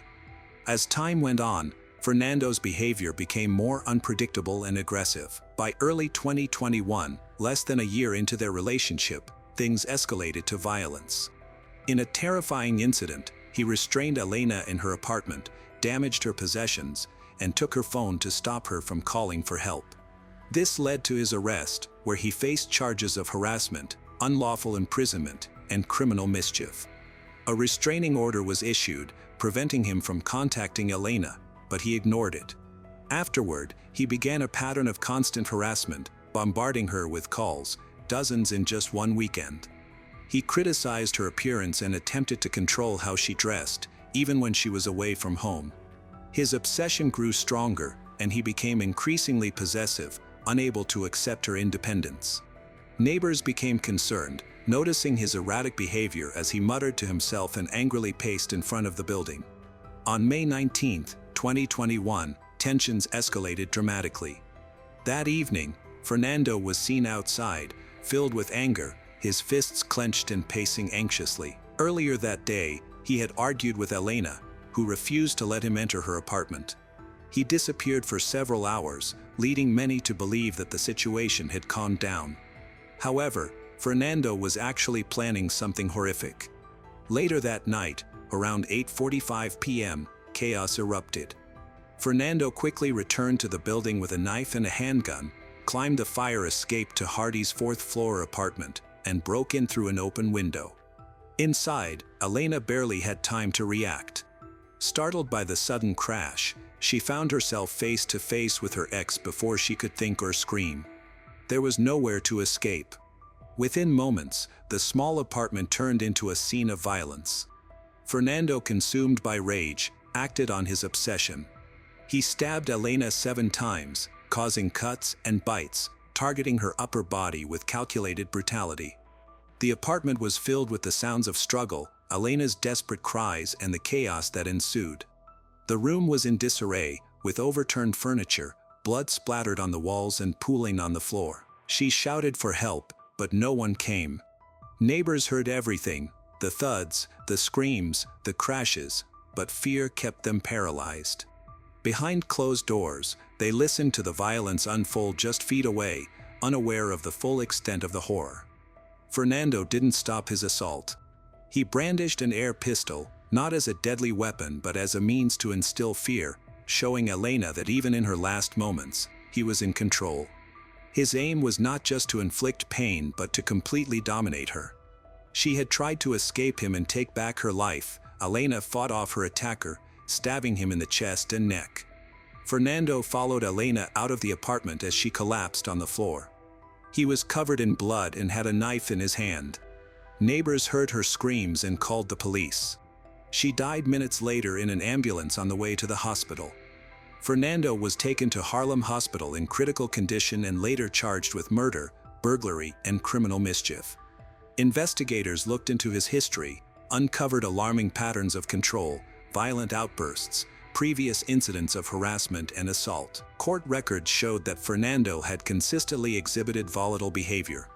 Elena's death was not his first act of violence, it was the latest in a series of warning signs. The restraining order she obtained, which should have provided her some safety, ultimately failed her. Elena's family was devastated. Her mother struggled to accept that her daughter, a vibrant, funny, and kind-hearted individual who had tried desperately to escape her circumstances, was gone. The weight of grief was compounded by the realization that Elena had taken all the right steps. She sought help, established boundaries, and pursued legal action. Yet, none of these efforts were sufficient. As the news of the murder spread, people in New York took to the streets. Women marched to honor Elena, and vigils were organized in her memory. Her story sparked widespread outrage, resonating with countless women who have faced abuse. Elena's death became a poignant symbol, highlighting the failures of the system to protect those who need it the most. Hardy's family has set up a GoFundMe page to help pay for her funeral and transportation back to Arizona, and has already raised more than $10,000. After health has stabilized, at the precinct, Fernando Munera remained silent. He stared straight ahead, refusing to cooperate or provide any explanation or remorse. The detectives had no confession to rely on, just a troubling puzzle filled with obsessive behavior, digital clues, and broken lives. As the investigation progressed, a disturbing picture emerged. Fernando did not view Elena as a partner, he saw her as an object to own. When she tried to establish her independence, when she stood up for herself, he perceived it as a betrayal. In the months before the trial, the evidence against Fernando accumulated. Witnesses reported his strange behavior leading up to the murder. He was seen pacing, mumbling, and watching Elena's apartment. Surveillance cameras captured his movements in detail, showing his journey from the streets to the fire escape to Elena's fourth-floor apartment and crawled through an open window. Forensic evidence, including fingerprints, DNA, and injuries on Elena's body, provided further confirmation. There were no other suspects or uncertainties. The trial focused not on who committed the crime but on whether justice would be served. The courtroom was crowded on the first day of Fernando's trial, with every seat occupied. The atmosphere was heavy with emotions. Elena's family sat at the front, fixed on Fernando, who was responsible for their loss. The prosecution began by outlining a disturbing timeline, illustrating how Fernando had descended into possessive rage. They portrayed him as calculated and deliberate, emphasizing that this was not a spur-of-the-moment act but a planned attack. They presented footage of Fernando lingering outside Elena's building, his body tense and his expression filled with anger. They described how he had initially left but returned armed with both a knife and an air pistol, two weapons, signifying two conscious choices. There was no uncertainty, only a progression toward violence. Then came the photographs from the crime scene left everyone in the room speechless, walls stained with blood, furniture in disarray, and a life taken too soon. A forensic pathologist told the jury about the stab wounds on Elena's upper body. These wounds were not random or chaotic, they were deliberate and targeted. A neighbor recounted the sounds heard on the night of the murder, the crashing noise, faint screams, and then complete silence. Another neighbor mentioned seeing Fernando outside earlier that evening, pacing anxiously with clenched fists, talking to himself with a look in his eyes that suggested something dangerous was brewing. Elena's friends shared her final thoughts from the last days of her life. She had been terrified. She confided in them about the threatening phone calls, the pressure to change her appearance, and her constant fear. One friend read a message Elena had sent. Elena said that she was scared of what Fernando might do, but she didn't know how to make him stop. This statement hit hard, and the room went quiet. The defense presented a different narrative. They acknowledged the attack and the victim's death, but portrayed Fernando as a man who had lost control due to an overwhelming relationship. They argued that he had reacted impulsively after being locked out, claiming it was not a premeditated act but rather an emotional breakdown. They referenced his history of mental health issues, suggesting that his behavior stemmed from an undiagnosed condition. A psychologist testified about themes of trauma, instability, and mental decline. In contrast, the prosecution remained firm and clear.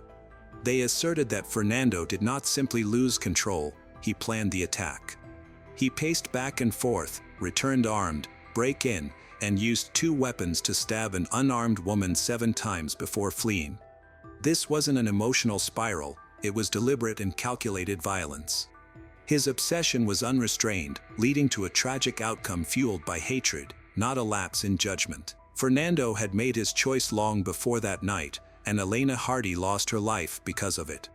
As the trial went on, the courtroom became a tense battleground where 2 contrasting images of Fernando Munera clashed. The defense depicted him as a broken man, filled with remorse and overwhelmed by circumstances. In stark contrast, the prosecution painted a much darker picture. In her final moments, Elena Hardy experienced terror, helplessness, and pain at the hands of a man who viewed her independence as defiance and wanted to control or destroy her. Elena's family attended every day of the trial. Her mother held a framed photo of her daughter, a symbol of a life once filled with joy and hope. Tears streamed down her face whenever the prosecution recounted the brutal details of the crime. Yet amidst the sorrow, there was determination. Elena's mother was resolute in her promise that Fernando would face justice for his actions. In their closing arguments, the prosecution emphasized their message clearly. They urged the jury to view Fernando not as a victim, but as a calculated aggressor. This was not a tragic error, it was a display of brutal violence. Elena was not his partner, she became his target the moment she tried to take back control of her life. The defense made one final attempt to restore Fernando's reputation. They highlighted his remorse, his troubled history, letters from friends who depicted him as kind and caring. However, these sentiments could not erase the stark reality, the evidence, including the images, witness testimonies, stab wounds, and months of increasing harassment, remained undeniable. The jury deliberated for hours. When the verdict of guilty for second-degree murder was read, the atmosphere changed dramatically. A mix of relief, sorrow, and a sense of finality filled the room. Elena's family embraced each other tightly. While this did not bring closure, since nothing could bring her back, it was a meaningful step towards justice. A month later, the courtroom convened again for the sentencing. Elena's mother stood to deliver her victim impact statement. Her hands trembled, her voice conveyed the deep sorrow of a life irrevocably changed. She talked about the void Elena left behind and the silence that now filled her home, contrasting with the joy of her daughter's laughter. The prosecution reiterated their case, this time emphasizing the consequences. They requested the maximum sentence, highlighting the deliberate nature of the crime, how Fernando had disregarded the restraining order, how the cycle of violence had escalated, and how society must seriously recognize the tragic loss of a young woman's life. The defense offered their remaining arguments, attempting to appeal to the jury's compassion. Then Fernando stood up. He was pale and visibly shaken as he faced Elena's family. He mumbled an apology, soft, strained, and nearly inaudible. "I'm sorry," he said. He never meant for this to happen. However, the courtroom remained silent. For those who had endured the pain of losing Elena, his words could not mend what had been broken. The hurt was too profound, and the apology came far too late. The judge announced the sentence with a serious demeanor, Fernando Munera sentenced to 40 years in prison. Alena's family embraced each other, tears streaming down their faces. It was neither a victory nor a moment of healing, but it represented justice, a small comfort amid their profound loss. Alena's story was just starting to inspire change. Her murder ignited a larger movement for action. Her family, determined that her death would not be the end of her narrative, became advocates against domestic violence. They collaborated with local organizations, initiated awareness campaigns, and organized events to educate others about recognizing the signs of abuse and the risks of overlooking warning signs. The restraining order that Alena had obtained, which was disregarded and broken, became a powerful reminder of how the system had failed her. Activists embraced her story, calling on lawmakers to strengthen protections for victims and ensure that violations have real consequences. Alena's friends frequently reminisced about the woman she was. They cherished her laughter, her determination, and her aspiration to become a physician's assistant. She was kind, ambitious, and vibrant. They ensured that when her name was mentioned, people remembered not just how she died, but who she truly was. Ultimately, Alena Hardy's story transcended being just a headline. It evolved into a movement, a reminder, a warning, and a call to action for those still living in fear. At 3 a.m., police knocked on the door of a quiet apartment in Houston. Inside, Leon Jacob and Valerie McDaniel thought their troubles were resolved. However, when Valerie opened the door, instead of finding relief, she was met with handcuffs. 2 people were missing, and it was believed they were dead. Now, they at the center of this situation had to confront the reality of what had happened. Unbeknownst to them, everything had been a setup. This story revolves around deception, manipulation, and a plan that spiraled out of control, ultimately leading to a dramatic downfall. Leon Jacob had always dreamed of becoming a doctor and saving lives, but the reality was much darker. His medical career was marked by unfinished residencies, disciplinary actions, and a series of failures.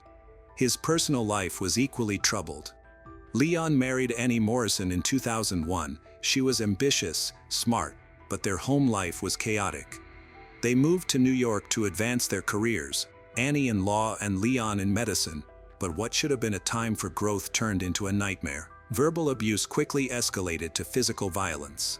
Leon hid his actions well, bruises were concealed and threats were spoken softly. By the time their second son was born, Annie lived in a constant state of fear. Leon's anger was uncontrollable. He drank heavily, gambled irresponsibly, and manipulated Annie through psychological abuse and terrifying threats. During one violent confrontation, he even pulled a knife on her in front of their child. On another occasion, Leon locked Annie and their baby in a room, telling her that the only way out was in a plastic bag. Annie finally spoke up. With her parents' assistance, she escaped with her children to Chicago. However, Leon did not give up. He stalked Annie and her family, expressing anger towards the court that gave her custody. Unable to control her, he shifted his attention to someone new, Megan Varikas. Megan worked at a hotel in Pittsburgh, where Leon had moved for his 6th residency. Like his previous positions, this one ended poorly due to his aggressive behavior towards staff and neglect of patient safety. Despite this, Megan was initially taken in by his charm. They relocated to Houston in late 2014, hoping for a new beginning, but Leon remained unchanged. By 2017, their relationship had deteriorated into threats, harassment, and fear. Megan faced physical abuse, constant stalking. When she attempted to leave, he followed her. When she sought refuge, he tracked her down. Even when she found safety at work, he would lurk outside, hiding in the bushes and confronting her coworkers. He bombarded her with emails filled with a mix of desperate requests and angry outbursts. He was unwilling to let her go and refused to accept her rejection. Megan applied for a restraining order and also sued Leon for harassment and assault. Facing criminal charges, Leon panicked as his dream of becoming a doctor slipped further away. Instead of accepting responsibility for his actions, Leon started to plan something more sinister. He reached out to a family connection and visited a law firm run by friends of his parents, where he met Laura, the owner's niece. Laura attempted to mediate the situation, hoping to persuade Megan to drop the charges and reconcile, but Megan refused. This rejection triggered Leon's dark thoughts. He considered that Laura helped Megan disappear. When Laura sensed his disturbing intention, she quickly distanced herself from him. Leon, feeling rejected, began sending Laura numerous messages and harassing her at her workplace. Although Laura felt unsafe, she did not report him to the police. Instead, she contacted her friend, seeking his help to intervene. Leon continued to stand his ground. A month went by without any progress. When Laura tried to reach her friend again, a stranger named Zach picked up the phone. He informed her that her friend had passed away unexpectedly. Zach, a former soldier, mentioned that he was familiar with the situation and offered his assistance. This new relationship would soon make a significant impact. Leon's personal life took an unexpected turn when he started dating Valerie McDaniel, a well-regarded veterinarian from Houston and a neighbor of his mother. Valerie, known for her compassion and passion for animals, had a successful career running the Montrose Veterinary Clinic since 2000. However, her personal life had been marked by deceit. She had previously been happily married to Mac, whom she met in college. In 2008, they adopted a baby girl after facing infertility challenges. Unfortunately, their family life fell apart when a woman unexpectedly contacted Valerie, claiming to be Mac's mistress and revealing years of his infidelity. Despite Mac's pleas for forgiveness, the cheating continued. Valerie eventually filed for divorce in 2014. After a lengthy and expensive legal battle, they finalized the divorce in 2016, which included her buying out Mac's share of the clinic for over $1 million. After becoming single and raising her daughter, Valerie decided to move to an upscale neighborhood in Houston. There, she met Leon, a charming, attractive man who was 8 years younger and worked as a doctor. At 48 years old and seeking stability, Valerie found herself attracted to him, even though she noticed some troubling signs. Not everyone supported their relationship. Friends cautioned her about Leon's arrogance. Her ex-husband Mac grew increasingly worried when he learned that Leon had been arrested for assault, especially since their daughter was now spending time at Valerie's house. This concern led to tension between Valerie and Mac. Valerie had assured Mac that Leon would not be present during their daughter's visits, but she broke that promise. Leon continued to come in Valerie's home, ignoring the warnings and boundaries set by others. As Leon's time to face her lawsuit approaches, he received a call from Zach. Leon saw this as an opportunity. Zach, who described himself as a former soldier, appeared to be the ideal person to help with what Leon considered a solution. Leon wanted Megan out of the way before the trial. If she is unwilling to leave the state on her own, it would be best for her to go back to Pittsburgh. Without hesitation, Leon offered Zach money and gave him a $2,500 down payment during a meeting in early February. However, Zach, whose real name was Modaz Azza, had no intention of harming anyone. Instead, he viewed this as a chance to prevent a potential tragedy and decided to trick Leon. He told Leon that the job was completed, claimed that Megan had been taken and convinced not to testify. Leon wanted to talk to her, but Zach advised against it, insisting she was emotionally unstable. For now, Leon accepted this and waited until Megan arrived at court. When she did, Leon lost his temper, while Zach pretended not to know what was going on. To keep up the act, Zach created a new plan. This one involved pretending to cause a car accident and planting banned substance to damage Megan's reputation before the trial. Leon agreed once more and continued to pay Zach, but the plan didn't succeed. Zach claimed that his team, whom he had supposedly hired, had been arrested. In reality, there was no team and no plan. It was all a deception. By the time Zach vanished, Leon had given him a total of $9,000. During a later court hearing, Zach admitted that he never called the police because he feared they wouldn't believe him. Given his previous theft conviction and a suspended sentence, he worried that his testimony would not be taken seriously, especially against someone like Leon Jacob, who was still a respected doctor. Feeling frustrated and betrayed, Leon looked for help elsewhere. He reached out to a prominent Houston city councilman and bail bondsman, Michael Kubosh, who had previously helped post bail for Zach. However, when Leon rushed into Michael's office demanding Zach's phone number, the discussion quickly changed direction. Leon was forceful and persistent. He accused Zach of disappearing with a large sum of money. Confused, Michael asked for more details. That's when Leon disclosed a shocking fact. He wanted Megan removed from Houston and taken off the witness list for good. Michael felt a surge of panic. He quickly reached out to the police. Authorities acted swiftly and tracked down Zach, discovering that his real name was Motaz. After his arrest, Motaz told detectives that he had been deceiving Leon to prevent a real crime from occurring. He claimed his actions were part of a scheme to protect Megan while also earning money. However, a crucial question remained: if he genuinely wanted to protect Megan, why didn't he contact the police earlier? After months of manipulation, deceit, and escalating threats, Motaz, previously known as Zach, decided to involve law enforcement. He agreed to cooperate with detectives in a high-stakes undercover operation aimed at capturing Leon Jacob in the act. The goal was to obtain recorded evidence of Leon ordering a hit. Detective Javier was selected to impersonate the hitman. During a wiretapped conversation, Zach informed Leon that he wasn't the suitable candidate for the job, but he had someone else in mind. Leon acted quickly. He was not only focused on Megan but also had another target in mind. He asked if Javier could take care of two assignments, the second being Valerie McDaniel's ex-husband, Mac. Both Leon and Valerie consented. Mac needed to be eliminated. On March 8, 2017, for individuals, Leon, Valerie, Zach, and undercover officer Javier gathered at an Olive Garden restaurant. This meeting was intended to be a planning session, but it was actually being recorded. Leon expressed his thoughts regarding their situation. He indicated that he did not want to kill Megan but just wanted her to leave Houston and made her too scared to testify. However, he mentioned that if she refused to leave, he was open to taking extreme actions. He even suggested using an injection to make it look like she had a heart attack. Valerie, who was sitting next to him, didn't react negatively.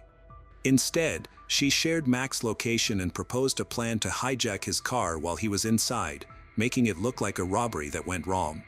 She was concerned that Mac would seek full custody of their daughter. Unbeknownst to the perpetrators, their intended targets were already informed about the operation. 2 weeks prior to the meeting, police warned Megan that her life was at risk. She initially sought refuge at her parents' house but later chose to return and assist with the investigation. Mac received the same warning and request for help. Together, they became part of their own crime scene. The police staged photos to create a convincing illusion. Megan was shown bound and gagged, her eyes wide with fear, while Mac was depicted with a fake gunshot wound, slumped on the ground and in his car. These images would serve as a crucial trap for Leon and Valerie. On March 9th, Detective Javier showed Leon and Valerie photos of Mac's lifeless body. Leon examined the images closely, while Valerie nodded in agreement. They both looked satisfied with what they saw. Later that day, Javier presented a second set of images showing Megan, who appeared to be kidnapped and frightened. She would later share that, at that moment, while she was tied up and surrounded by officers posing for fake crime scene photos, she couldn't hold back her tears. The distinction between fiction and reality had blurred significantly. Javier informed Leon that Megan needed to be killed. Leon didn't dispute this. Then, early in the morning on March 10th at 3 a.m., police officers knocked on Valerie's door with the unfortunate news: Megan and Mac were dead. This was a test. Leon and Valerie had failed miserably. They pretended to be shocked. Leon quickly asserted that they had stayed home all night, offering an unsolicited alibi. The detectives, fully aware of the elaborate setup, observed their reaction. It was done. They had the recordings, the photos, the lies, and now they had the evidence. Leon Jacob, who was eager to restore his reputation, created a plan that ultimately led to his downfall. Valerie McDaniel, a highly regarded veterinarian, collaborated with him on a scheme that shocked even experienced investigators. Just hours after thinking their plan had worked, Leon Jacob and Valerie McDaniel were arrested. The police revealed the shocking truth: no one had died. Mac and Megan were safe, the photos were fake, and the assassination never took place. Leon went from disbelief to panic in an instant. Valerie, shocked and speechless, found herself confronted by Mac, who was waiting just outside her apartment during the arrest. She had to look into the eyes of the man she had desperately tried to forget. Meanwhile, their daughter was sleeping inside. That same night, the little girl was taken into Mac's care. It would be the last time Valerie would see her child. Leon and Valerie were both taken to jail. Because of his previous charges, Leon was not granted bail. Valerie was released to await her trial under supervision, but she would never actually appear in court. On March 27, 2017, just weeks after her arrest, Valerie McDaniel jumped from the 7th floor of her apartment building. She left behind a legacy filled with grief and confusion, as well as a voice memo on her iPad. In the memo, she expressed her apologies and emphasized that she never intended to hurt anyone. Despite the circumstances, her patients and friends remembered her fondly as a respected veterinarian but caring mother, a woman who ultimately lost her way and all that she had worked for. Leon was not permitted to attend her funeral. His trial began nearly a year later, in March 2018. In court, Leon's defense team attempted to place all the blame on Valerie. They portrayed him as a man struggling with untreated bipolar disorder, overwhelmed by trauma and desperation. His lawyers argued that he had long faced extreme mood swings, impulsivity, and disorganized thinking, which are symptoms of a serious mental illness. They reminded the jury of the sudden death of his father from a heart attack when Leon was just 13 years old. Leon had been alone with him at that moment and carried the guilt ever since. Leon's mother, who is a lawyer, testified that he never fully processed that trauma and remained emotionally fragile as a result. The defense argued that he wasn't evil, but rather broken. The prosecution had a different perspective. They portrayed Leon as cold, calculating. He didn't just plan a crime, he also recruited accomplices, easily told lies, paid people he believed were hitmen, even proposed using chemicals to induce heart attacks. When shown images of Megan being tied up and gagged, he didn't react or object. In fact, he seemed to approve. Megan testified about the distressing experience of being stalked and harassed by Leon, which left her feeling terrified. She called the police numerous times for help. She also provided testimony, describing the threats and emotional abuse she endured during their marriage, including a chilling remark from Leon that she would not be found if she left him.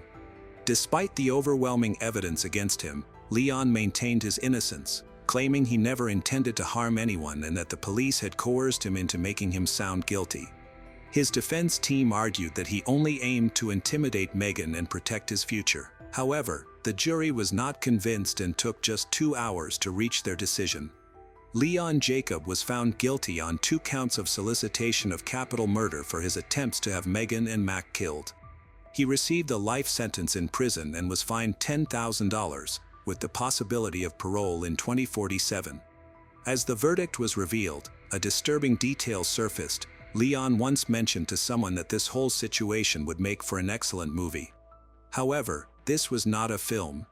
The consequences were real and painful. A child lost her mother, a community lost its trust, and 2 lives were nearly destroyed, all to protect a man who believed he could act without consequences. Thankfully, this time the worst outcome was averted just in time. Michelle Rivera was born on November 18, 1969, as the 4th of 7 children in her family.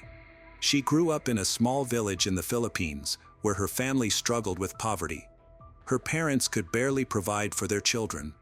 From a young age, Michelle was known for her beauty, intelligence, and kindness. She helped her mother with household chores, took care of her younger siblings. Her parents emphasized the importance of education for success, so Michelle focused diligently on her studies. When she turned 16, she moved to attend college for a degree in business administration. Unfortunately, her parents could not afford her tuition, and after the first semester, she had to drop out. Instead of returning home, Michelle stayed with her aunt, who lived near a U.S. naval base. There, she worked at a clothing store and learned English, hoping to eventually move to the United States. During this time, she met Americans for the first time, which fueled her dream of immigrating to the U.S. for a better life. At the age of 18, she reached out to a dating agency that connected her with men from the United States. This pursuit of a husband overseas introduced her to Jonathan Nice. Jonathan was born in 1950. He was the eldest of 4 sons in a deeply religious Catholic family. Although he was quiet and reserved, he had a unique perspective on life. He was also quite creative, with a passion for writing stories and poems. In 1957, the Nice family moved to a bigger house in Collegeville, Pennsylvania, after Jonathan's father got a better-paying job. Jonathan was very good at mathematics and the natural sciences, but he had trouble making friends, especially with girls. He started attending Temple University in Philadelphia in 1968. After 8 years, he earned a bachelor's degree, and 2 years later, he completed a master's degree. By 1983, he had received his doctorate, began working on his dissertation in Los Angeles. After successfully defending his thesis, he found a job at East Carolina University in Greenville by 1988. Ambitious Jonathan became a professor of medical sciences. However, he faced challenges in his personal life. His first marriage to a woman of a different faith ended partly because of their religious differences. Despite this, Jonathan remained hopeful and continued to seek new love. In 1988, Michelle got her first letter from him. He introduced himself as a successful and wealthy professor. The accompanying photo showed him as young, tall, and handsome, with blonde hair. What caught Michelle's attention the most was that he was American. Excited, she replied to his letters, sharing details about herself and her dreams. Over the next few months, they developed a romantic relationship, sending letters, postcards, and photos to each other, even started making phone calls. In October 1989, Jonathan shared his feelings for Michelle, and shortly after, they decided to meet in person. By May 1990, he announced that he had purchased a plane ticket to the Philippines for their wedding.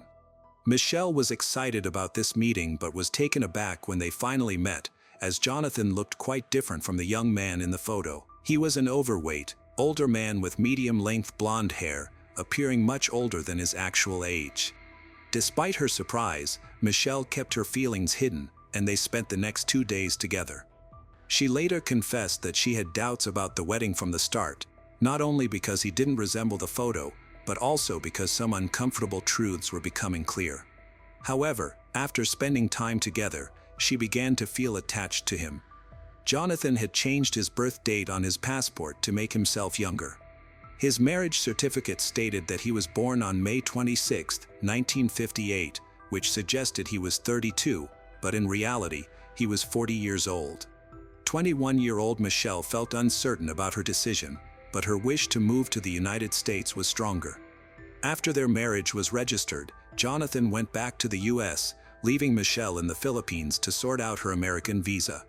Upon returning, he kept their marriage a secret from everyone, including his parents and brothers, acting as if nothing had happened. During this time, he attended a cancer conference in Hawaii and also traveled to the Philippines, where he was supposed to give lectures. People assumed he was just on a business trip. Meanwhile, Jonathan opened a bank account for Michelle and sent money to support her family. He also bought them a new house in the Philippines. However, by winter, Michelle had still not moved in with her husband. Her visa wouldn't be ready until the end of March the following year. Jonathan then bought Michelle a one-way ticket to California for their honeymoon. In April 1991, Michelle left her family to fly to California. The deception continued. Jonathan was embarrassed about how he met Michelle through correspondence in the Philippines, so he concocted a story about falling in love at first sight during a conference there. He maintained this lie for years, and Michelle supported it because she was not proud of her past either. After they returned to New Jersey, Jonathan rented an apartment for them, and a few months later, Michelle became pregnant. They welcomed their first child, Alex. Both parents doted on him.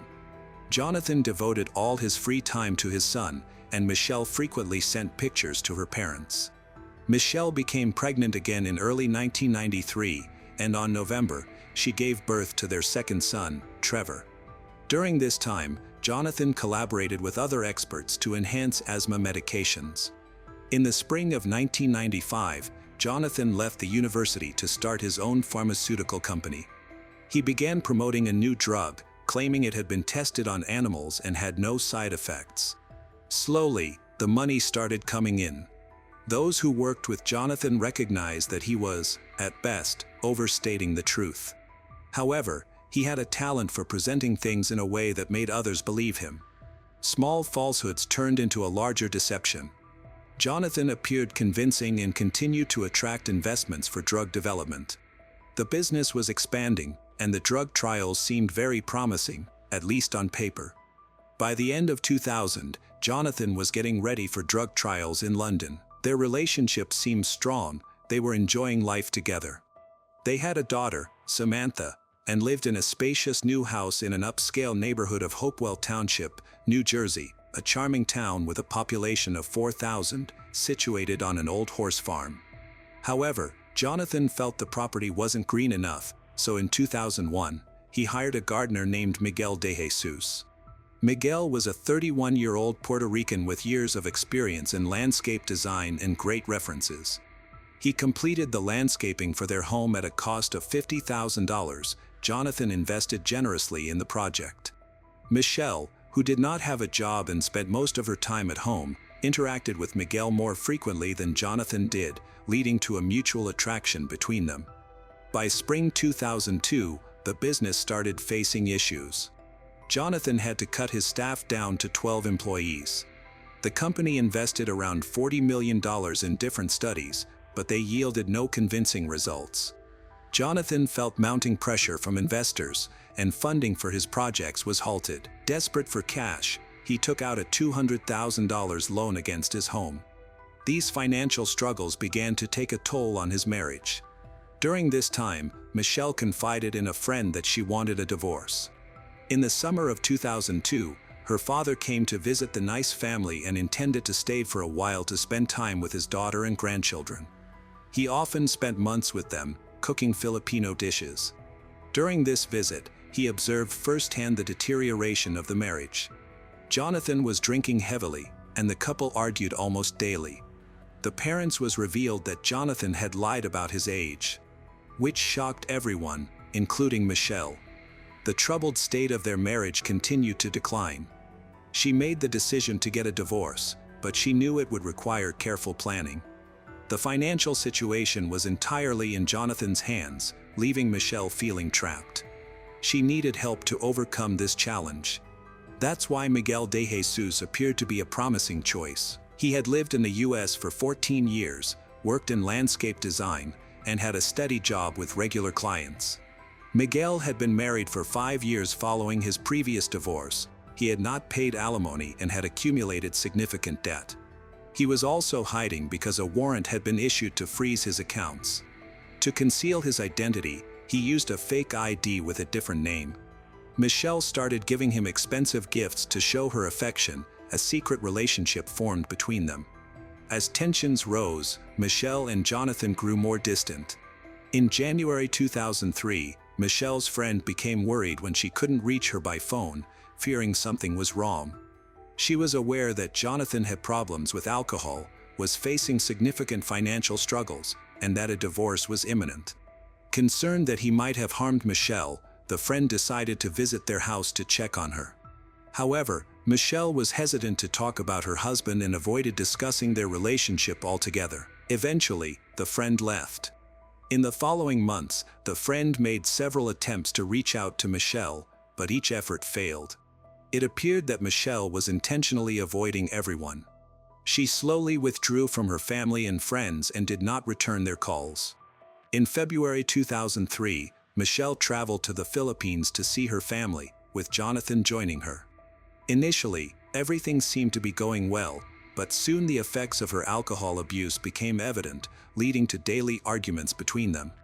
A group of investors started talks to purchase Jonathan Nice's company, which resulted in him facing intense pressure and eventually losing his CEO position. In March 2003, even with his financial difficulties, Jonathan maintained a lavish lifestyle, with monthly mortgage payments of around $6,500.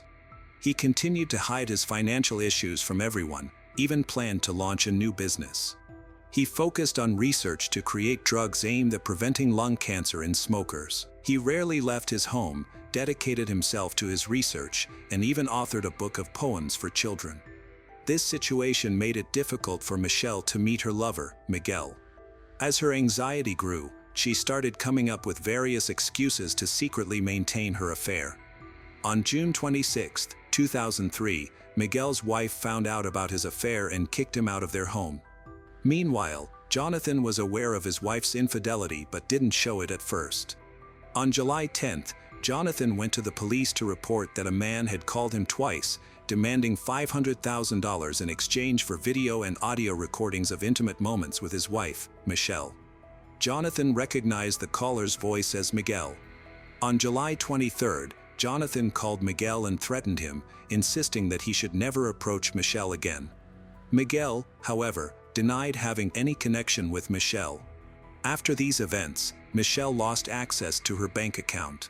Jonathan became angry and restricted her funds, providing only $300 a month for groceries. This situation led Michelle into deep despair, and she stopped sending money to her relatives in the Philippines.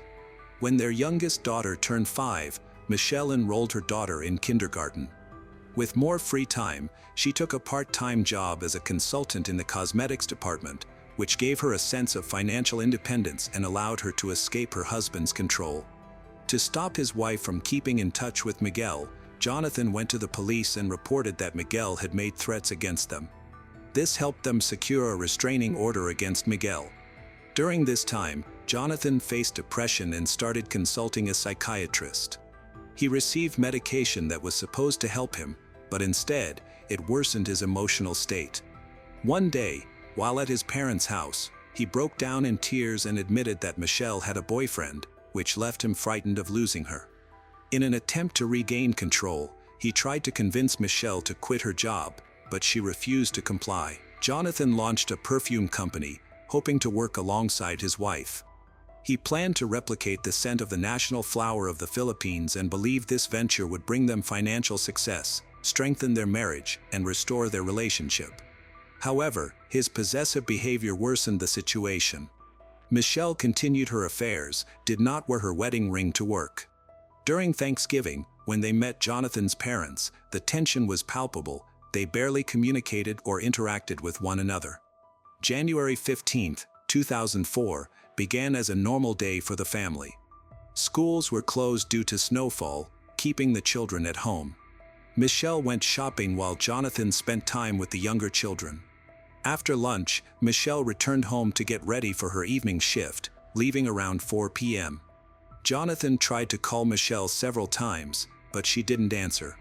After her shift ended, CCTV footage showed her leaving the store and walking to her car.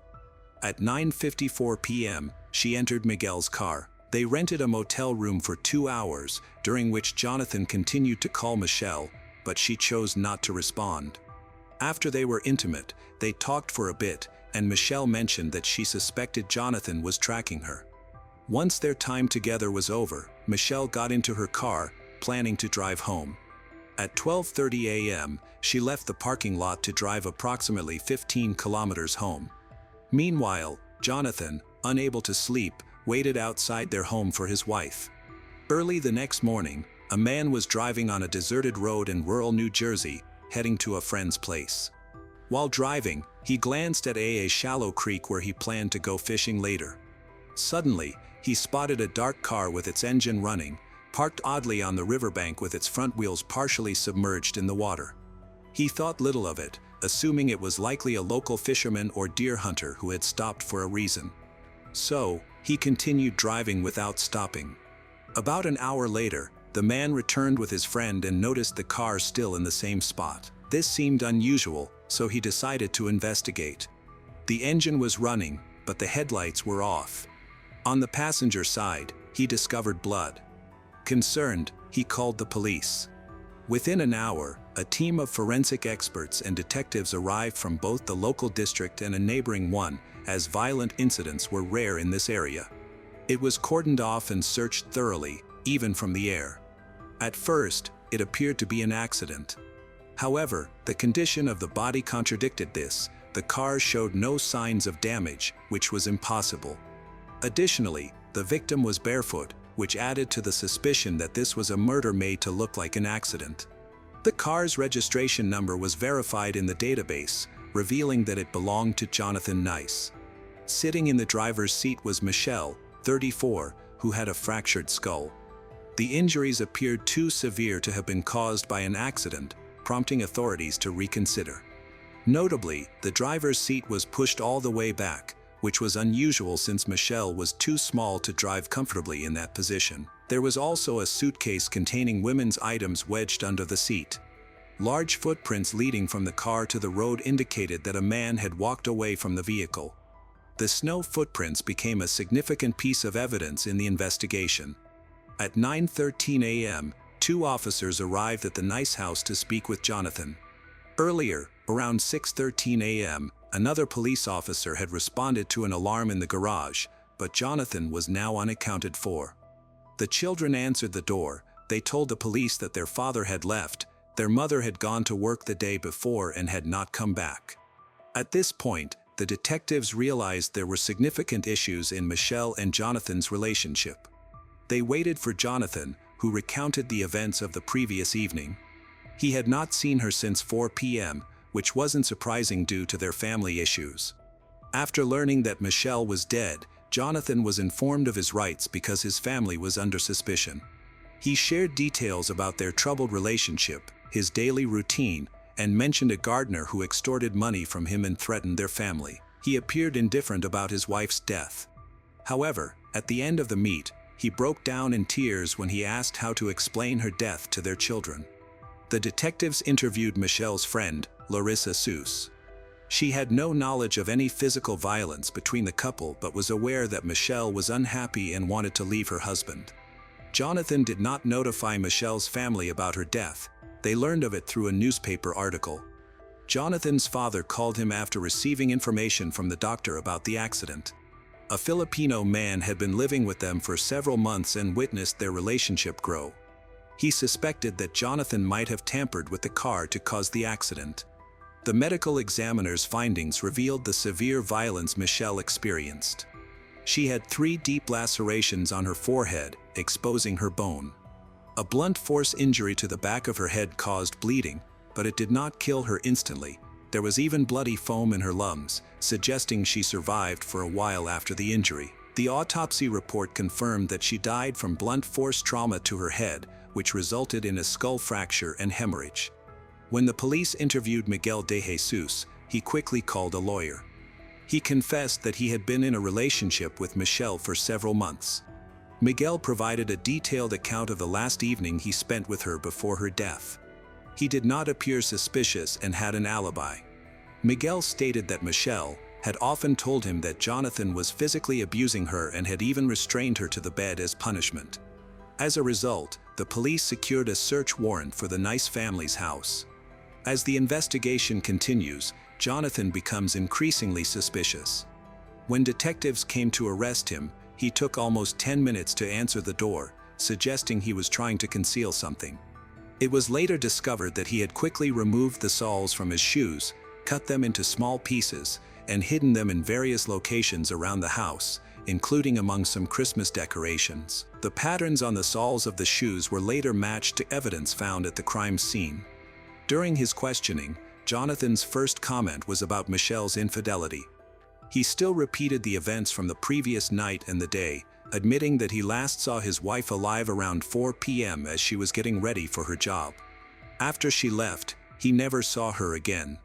When police raided Nice's home, they found a blood-stained baseball bat and Jonathan's clothes soaked in pink water in the washing machine. Police also found blood in the garage and bloody towels hidden in the chimney. The investigation confirmed that all of the stains were from the victim's blood. When directly asked about the suspicion of killing his wife, Jonathan denied it, claiming he had been framed and attempting to shift the blame to his wife's lover. Over time, he began to show signs of distress. Jonathan later told police that his wife had attacked him in the garage with what he believed was a knife when she got home. According to him, Michelle fell to the floor of the garage, and he accidentally smashed her head into the floor during the struggle that resulted in her death. Afterward, Jonathan placed Michelle in the driver's seat of her car and used an ice pick to operate the accelerator and brake pedals while sitting in the passenger seat. He drove about a mile until he found a creek, then drove off the road and into the water. At that point, he left the car running and walked home. In the garage, authorities discovered cut-out shoe soles hidden throughout, which matched the footprints found at the scene of the accident. Additionally, there was evidence of blood in the garage. The prosecution claimed that Michelle wanted to leave the marriage, but Jonathan could not allow that to happen, so he attacked her.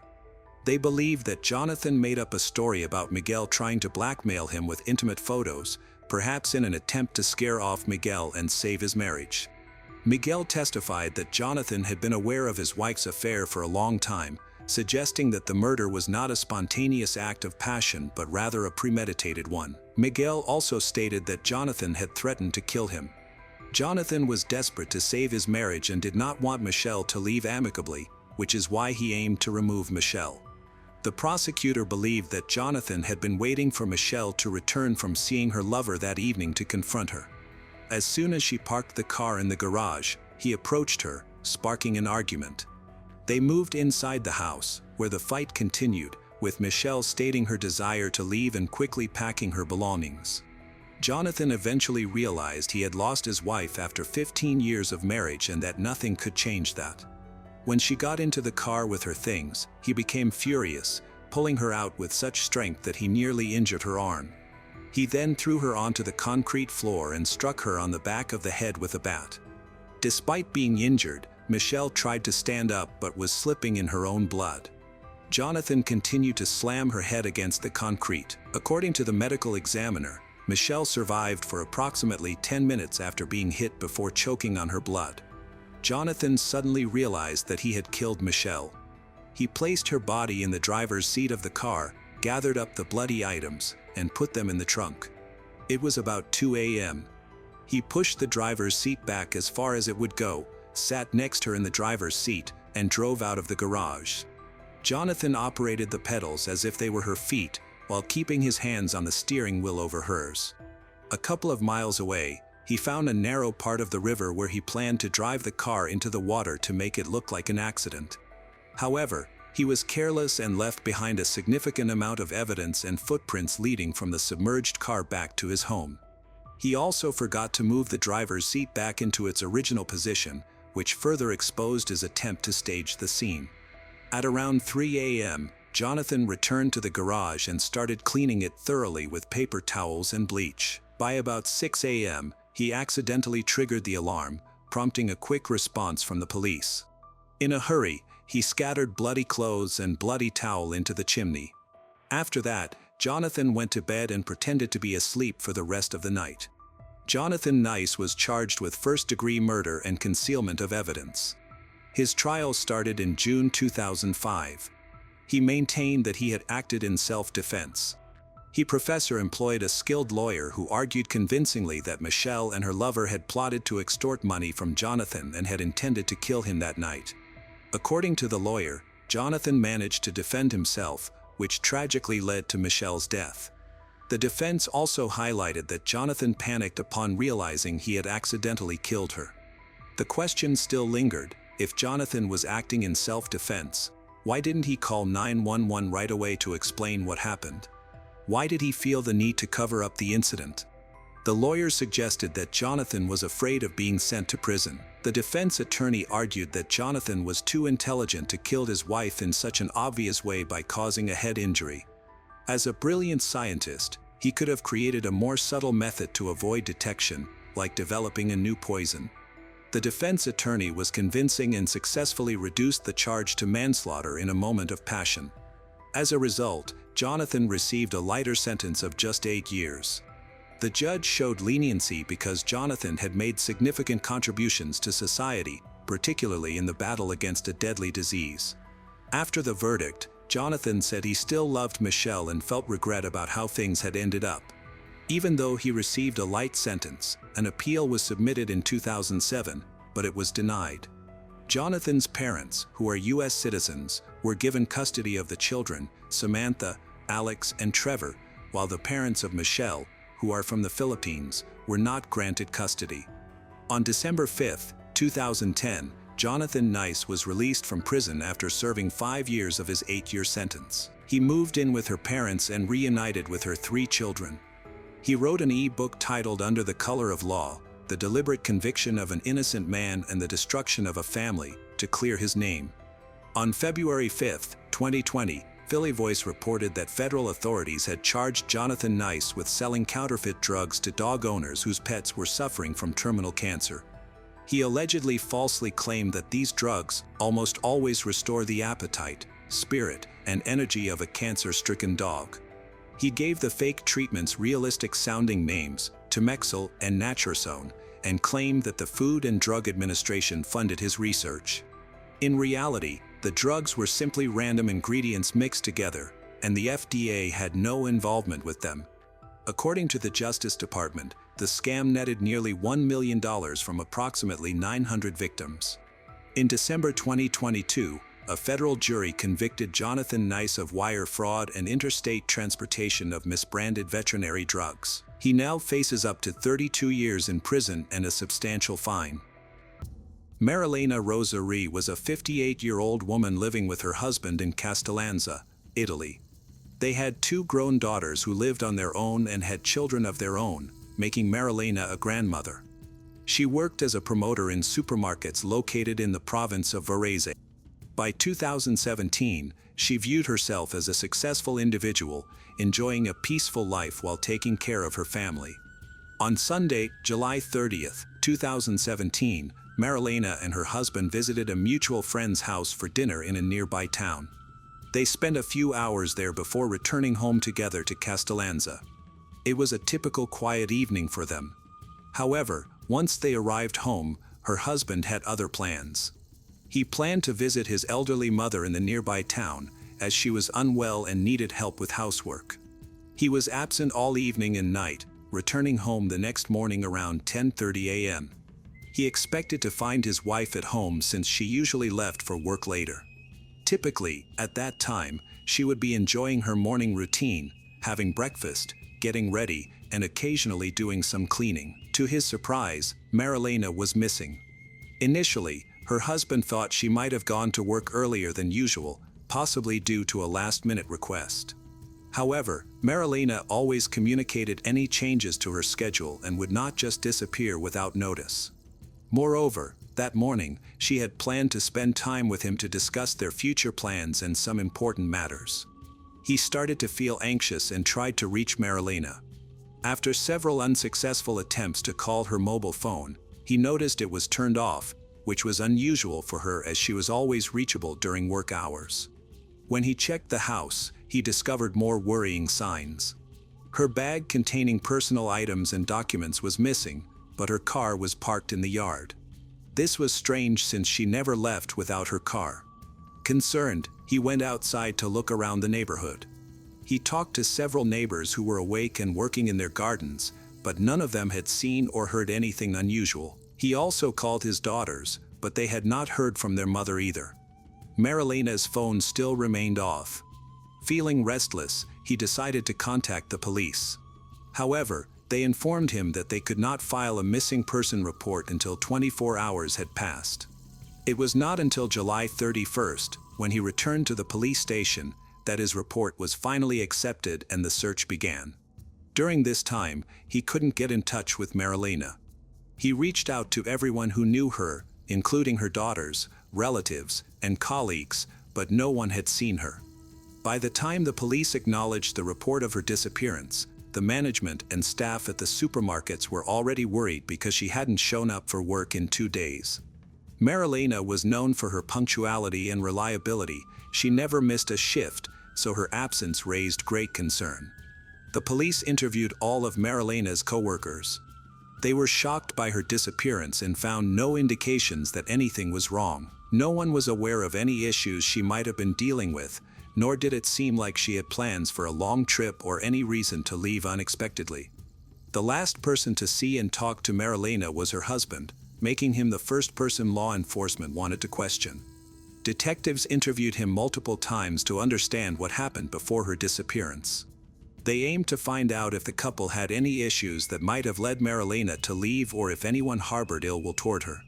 Her husband found these suggestions ridiculous and dismissed them, stating that their family had never been involved in crime or shady activities, and they did not have any enemies. Detectives interviewed Marilena's friends and found that they had no useful information.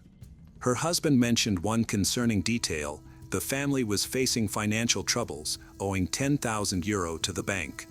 However, this lead seemed unhelpful since they were consistently making payments on the loan. He also provided documentation proving that both he and Marilena were fulfilling their financial obligations without issues. The police explored various possibilities, ranging from a voluntary disappearance to a potential crime, but after several days, they had no concrete answers. Meanwhile, Marilena had not used her phone or bank cards, raising concerns about her well-being, as it's difficult for anyone to survive long without money, a phone, or a car. A press conference was held to gather more information about Marilena's disappearance, and a television appeal was broadcasted to raise awareness. The prosecutor's office requested a detailed description of the missing woman, which was shared on all channels along with a call for eyewitnesses to come forward. Unfortunately, this effort did not lead to any new information. To assist with the search, specially trained dogs were brought in. The dogs were taken around the house and the area by the gate, but they remained calm and did not indicate any scent. The courtyard and Marilena's car were also searched without any success. Additionally, Marilena's relatives appeared on television, made several public statements, and directly reached out to her in hopes of getting a response. Days went by, but Marilena was still missing.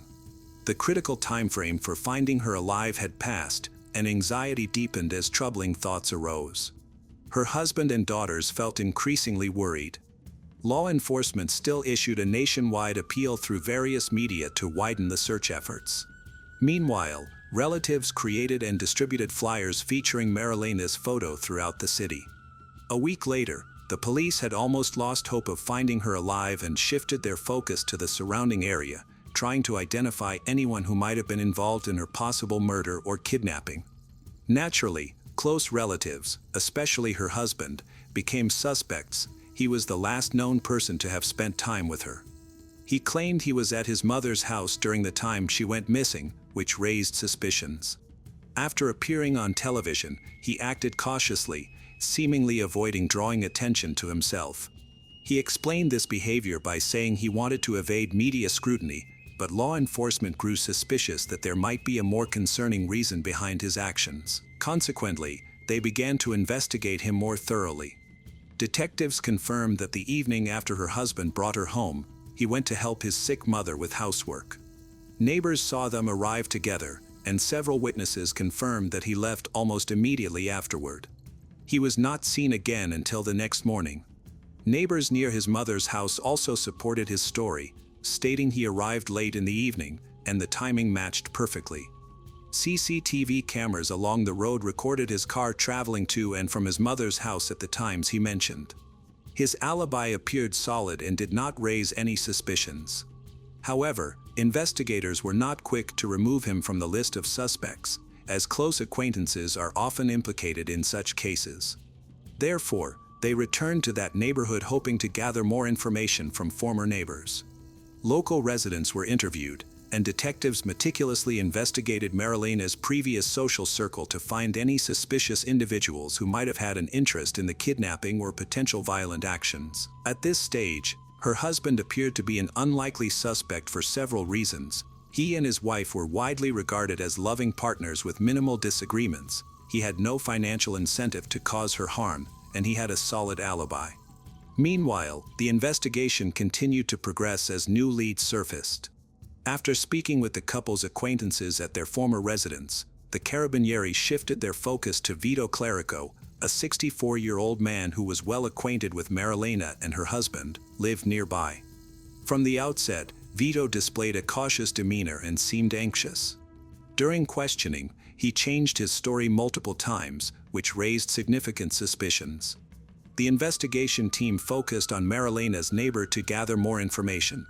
Background checks revealed that he had no criminal record, and his relationship with Marilena did not initially cause any concerns. A mutual friend mentioned that they met at work when Marilena was a promoter at shopping centers. This was Vito working as a storekeeper at Marilena's workplace. Their jobs frequently brought them together, leading to regular communication. The friend described Vito as irresponsible, noting that he had a history of borrowing large amounts of money from others and either not repaying it or repaying it late. There were also rumors that Marilena had lent him money during their time together, which could suggest a possible motive for the crime. As a result, he was called in for questioning. During the interview at the station, Vito described receiving a call from Marilena on the night she disappeared. She asked to meet him at the station in Garbagnac Milanese, explaining that her husband was visiting his sick mother and could not assist her. She mentioned having important business in the city. Vito, being friends with her, agreed to meet, but Marilena never showed up. Initially, he thought she changed her mind and went home. However, several aspects of his story seemed suspicious. First, the timing was too late for any business dealings. Second, the timeline Vito provided did not align with the information the police had confirmed. According to the timeline, Marilena should have been preparing to go to the station while she was with her friends, but no one confirmed that she had any plans to go anywhere or contacted anyone. Additionally, since her husband was nearby, she could have asked him for help. All of this seemed illogical. Due to these inconsistencies, detectives decided to investigate Vito's account further. They discovered that his mobile phone was never registered on the route he claimed to have taken. Furthermore, he was not seen on any surveillance cameras, including those at the station. If Vito was telling the truth, he should have appeared on video. The most intriguing discovery was that the detectives found a woman in the recordings who looked like Marilena. This indicated that she had indeed visited Garbagnac Milanese, from which she never returned. Upon examining Vito's mobile phone, the detectives confirmed that he had received several calls in the days leading up to her disappearance. Marilena had repeatedly tried to contact him, but he had consistently ignored her. However, on the night she disappeared, there was no call from her to him. Instead, there was a single outgoing call from Vito to her number on the evening of July 30th, 2017. This evidence directly contradicted his account of events. During the conversation, one of the detectives spotted dark red stains on Vito's trousers that looked like blood. Vito quickly claimed that he raised rabbits and that the stains might have come from butchering one of them, as he owned around 40 rabbits. However, the police doubted his story, confiscated the trousers, and sent them to a lab for testing. The analysis confirmed that the stains were human blood, specifically matching that of Marilena. Vito was unable to explain this finding. On September 11, 2017, he was arrested, 40 days after Marilena had disappeared. He was charged with murder and concealing her body.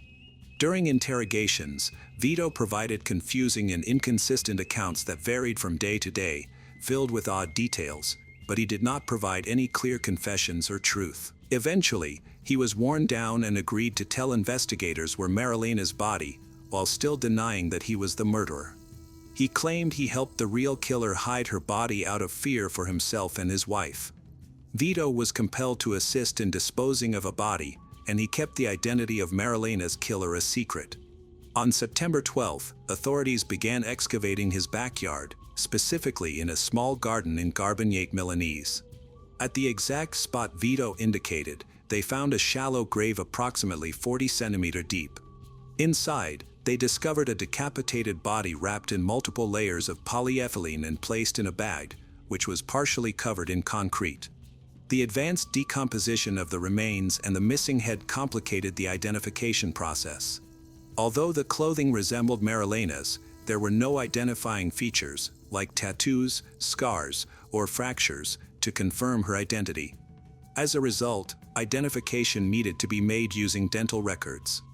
In the meantime, police continued to search for the missing head. Vito, for unknown reasons, refused to cooperate with law enforcement. His behavior was quite unusual, leading them to suspect he might be feigning mental disorders to claim insanity during the trial and evade punishment for the murder. It was revealed that he had been diagnosed with minor mental health issues in the past and had taken medication, but he had recently stopped. Eventually, under pressure from detectives, Vito started talking again. He claimed that he not only helped hide Marilena's body but also beheaded her after the murder. He said a certain killer had ordered him to do this. The decapitation was a deliberate act to make identification more difficult. Vito stated that he had thrown the head in a dumpster. Given how much time had passed, it was likely that the head had already been taken to a dump outside the city, making it nearly impossible to find. However, the authorities were skeptical. Every claim he made needed to be verified. While interrogating Vito, the police also spoke with his family members. One of them mentioned that Vito owned several plots of land. He recalled seeing Vito heading toward one of the most remote plots the day after Marilena's disappearance.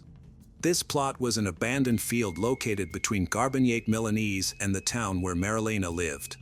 The suspect owned property there but typically did not visit without a valid reason. The family members speculated that Vito might have gone to this isolated area to dispose of Marilena's head.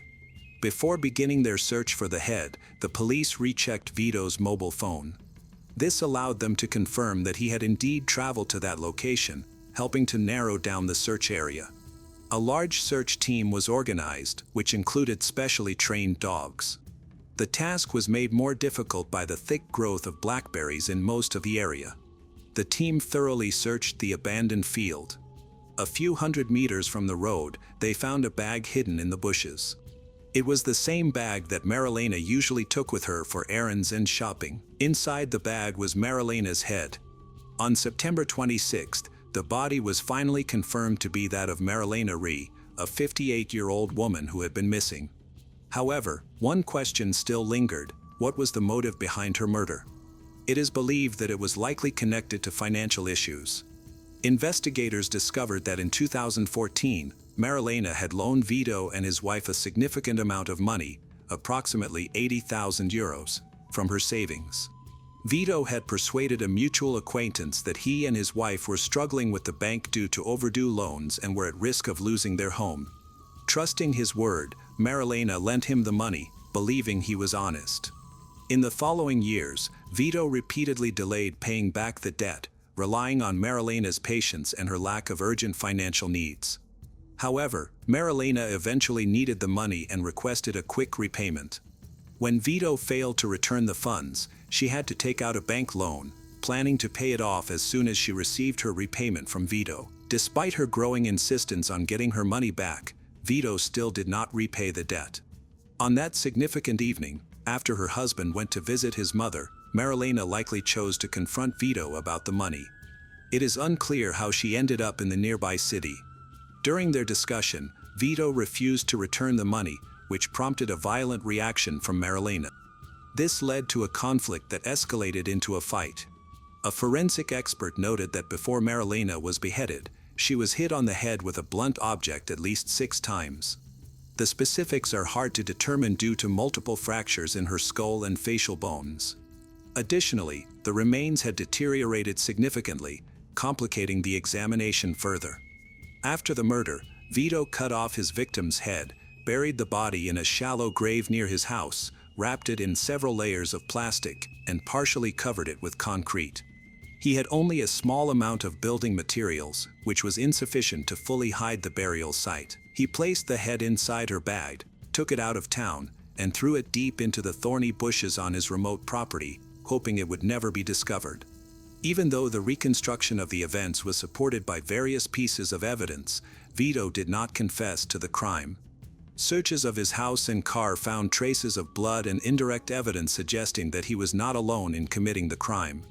Unfortunately, not all details could be uncovered. Vito completely denied any involvement of his wife or anyone else, claiming that a third party was responsible but refusing to identify them. After several interrogations, he ultimately took the blame for the crime. Vito's defense attorney claimed that his confession was coerced, noting that he had been questioned at least 10 times and believed his rights were violated. Initially, he only admitted to hiding the remains but did not confess to murder. However, he later claimed to have killed Marilena. Eventually, his story changed again, and he denied everything. The lawyer suggested that someone else must have committed the crime, indicating the possible involvement of a third party. However, this theory could not be supported by witnesses or the evidence gathered. Without any solid leads on the identity of this mysterious person, the idea was dismissed. All of Vito's inconsistent statements, which raised suspicions among investigators, were attributed to an effort to protect his wife. The next step focused on Vito's mental state. Psychiatric evaluations were performed, which found no significant issues. The prosecution claimed that the concealed body, beheading, and the discarded bag far from the city pointed to premeditated murder, a well-planned crime. It was clear that the defendant had intentionally lured the victim into a trap. However, despite the strong arguments and evidence, Vito cleverly kept altering his story, apparently aiming to confuse the investigation. In a desperate attempt to defend himself, Vito tried to argue that the prosecution was biased against him. His lawyer suggested this was to make him a scapegoat and resolve the case quickly. The accused also mentioned having amnesia, which he said prevented him from remembering the days surrounding Marilena's murder. He ultimately confessed to hearing voices of demons that had tormented him for years, leading him to kill Marilena. However, these claims were disproven through investigations, and multiple witnesses stated they had never seen him exhibit signs of mental illness. Throughout the investigation, Vito remained calm and did not show signs of significant stress, which is uncommon for someone with mental health issues. The only medical condition identified in him was epilepsy, but he experienced seizures very rarely. Even if they happen more frequently, aggressive behavior is not typical for those with epilepsy. Detectives were intrigued by Vito's desperate attempts to shift the focus away from his wife. From the start, she appeared to be a potential accomplice in the murder. Investigators viewed her as more dominant and assertive than Vito, leading them to suspect she might have been the mastermind behind the crime. As they dug deeper, they uncovered more compelling information. Marilena was not the only woman deceived by Vito. He frequently borrowed large amounts of money from relatives, friends, and colleagues, ranging from 30,000 to 100,000 euros, to finance the construction of his house. This project became an obsession for both Vito and his wife, who had long dreamed of building a grand villa. To achieve their goal, they took on significant debts and loans, often borrowing again just to make payments and delay the associated issues of non-payment. By the time Marilena was murdered, they were under immense pressure from creditors. It is likely that everyone who lent them money was in danger, just as Marilena was. Due to the extensive examinations needed for a thorough investigation of the deceased's body, the burial did not take place until 10 months after the body was found. The funeral was held on June 1, 2018. By the end of January 2019, the trial of Vito began. From the start, his inconsistent statements, confessions, and retractions created a sense of distrust. The defense attorney struggled to effectively counter the prosecution's arguments, achieving only limited success in reducing the charges. Initially, it was thought that the murder involved torture, but a forensic expert later confirmed that the severed head and some of the body mutilations occurred after death. On January 24, 2019, Vito, who is 66 years old, was sentenced to life imprisonment. He appealed the verdict, but his appeal was rejected. Investigations into his wife's possible involvement in Marilena's death are still ongoing. On November 21, 2017, Vito was attacked in prison by his cellmate. His cellmate used a metal plate and a makeshift weapon during the assault. Vito reported that he had tried to stop all communication with his cellmate, who had made clear abuse advances that escalated into harassment. When Vito threatened to report his cellmate's behavior, he was attacked. While in prison, Vito continually expressed his dissatisfaction with the justice system, insisting on his innocence and asking for safety from his hostile cellmate. Despite his requests, he was sent back to prison after receiving treatment. On Sunday, November 29, 2020, he was found dead in the prison toilet. In his hand was a note that powerfully criticized the Italian law enforcement. He died after swallowing a garbage bag, which obstructed his airway and led to suffocation. Many suspect that he did not take his own life and that the incident was planned by his cellmate. The silence in the small town of Goshen, surrounded by orchards, was shattered when police officers discovered a lifeless man on the bathroom floor, Daniel Green. On February 6, 2015, at noon, his colleagues became concerned when he didn't arrive for his shift and went to check on him. What they found was shocking. Daniel, just 31 years old, had been shot 4 times, with 1 bullet striking his forehead. Neighbors reported not hearing anything unusual. There were no clues to identify the shooter. There was no weapon, no DNA evidence. It seemed the perpetrator had meticulously covered their tracks. Daniel Green spent his entire life in Goshen. He worked for 11 years in the California Police Department and earned the respect of the town's residents. Passionate about his job, he always wanted to make a positive impact on the community, where everyone knew and trusted each other. Tragically, it was here that his life came to a sudden and harsh end. The police launched their investigation, quickly turning their attention to Daniel's personal life. Since his divorce from 27-year-old Erica Sandoval, he had been living alone. Their relationship was complicated. Even after separating, Erica continued to meddle in Daniel's life, trying to control him despite their official split. On February 6, 2015, Erica showed up at the scene shortly after receiving a message from a friend. She entered the house, crying uncontrollably in front of the officers. She claimed that she hadn't seen Daniel that day and was not involved in the incident. However, her actions raised red flags for the investigators. She arrived too quickly, displayed excessive emotion, and there were many unanswered questions surrounding her involvement. The death of Officer Green impacted the Tulare County Sheriff's Department profoundly. His colleagues began to question whether his tragic end was connected to his work or if it stemmed from personal issues. As the questions multiplied, one thing became clear: these mysteries needed to be resolved quickly. Investigators meticulously examined motives, connections, and personal conflicts, ensuring that no detail was overlooked. Matt and Misty, Daniel's twin siblings, were deeply affected by their brother's loss. They grew up in Porterville, a small town in California, where they shared a dream of working in law enforcement. Matt initially joined the police force but later shifted to a career in law. In contrast, Daniel remained dedicated to his role in law enforcement, advancing to the position of officer and taking pride in his chosen path. Their sister consistently supported them and felt proud of her brothers. Daniel Green was known for both his career in the police force and his love for motorcycles. He was a member of a motorcycle club, where he enjoyed the thrill of riding and the feeling of freedom it provided.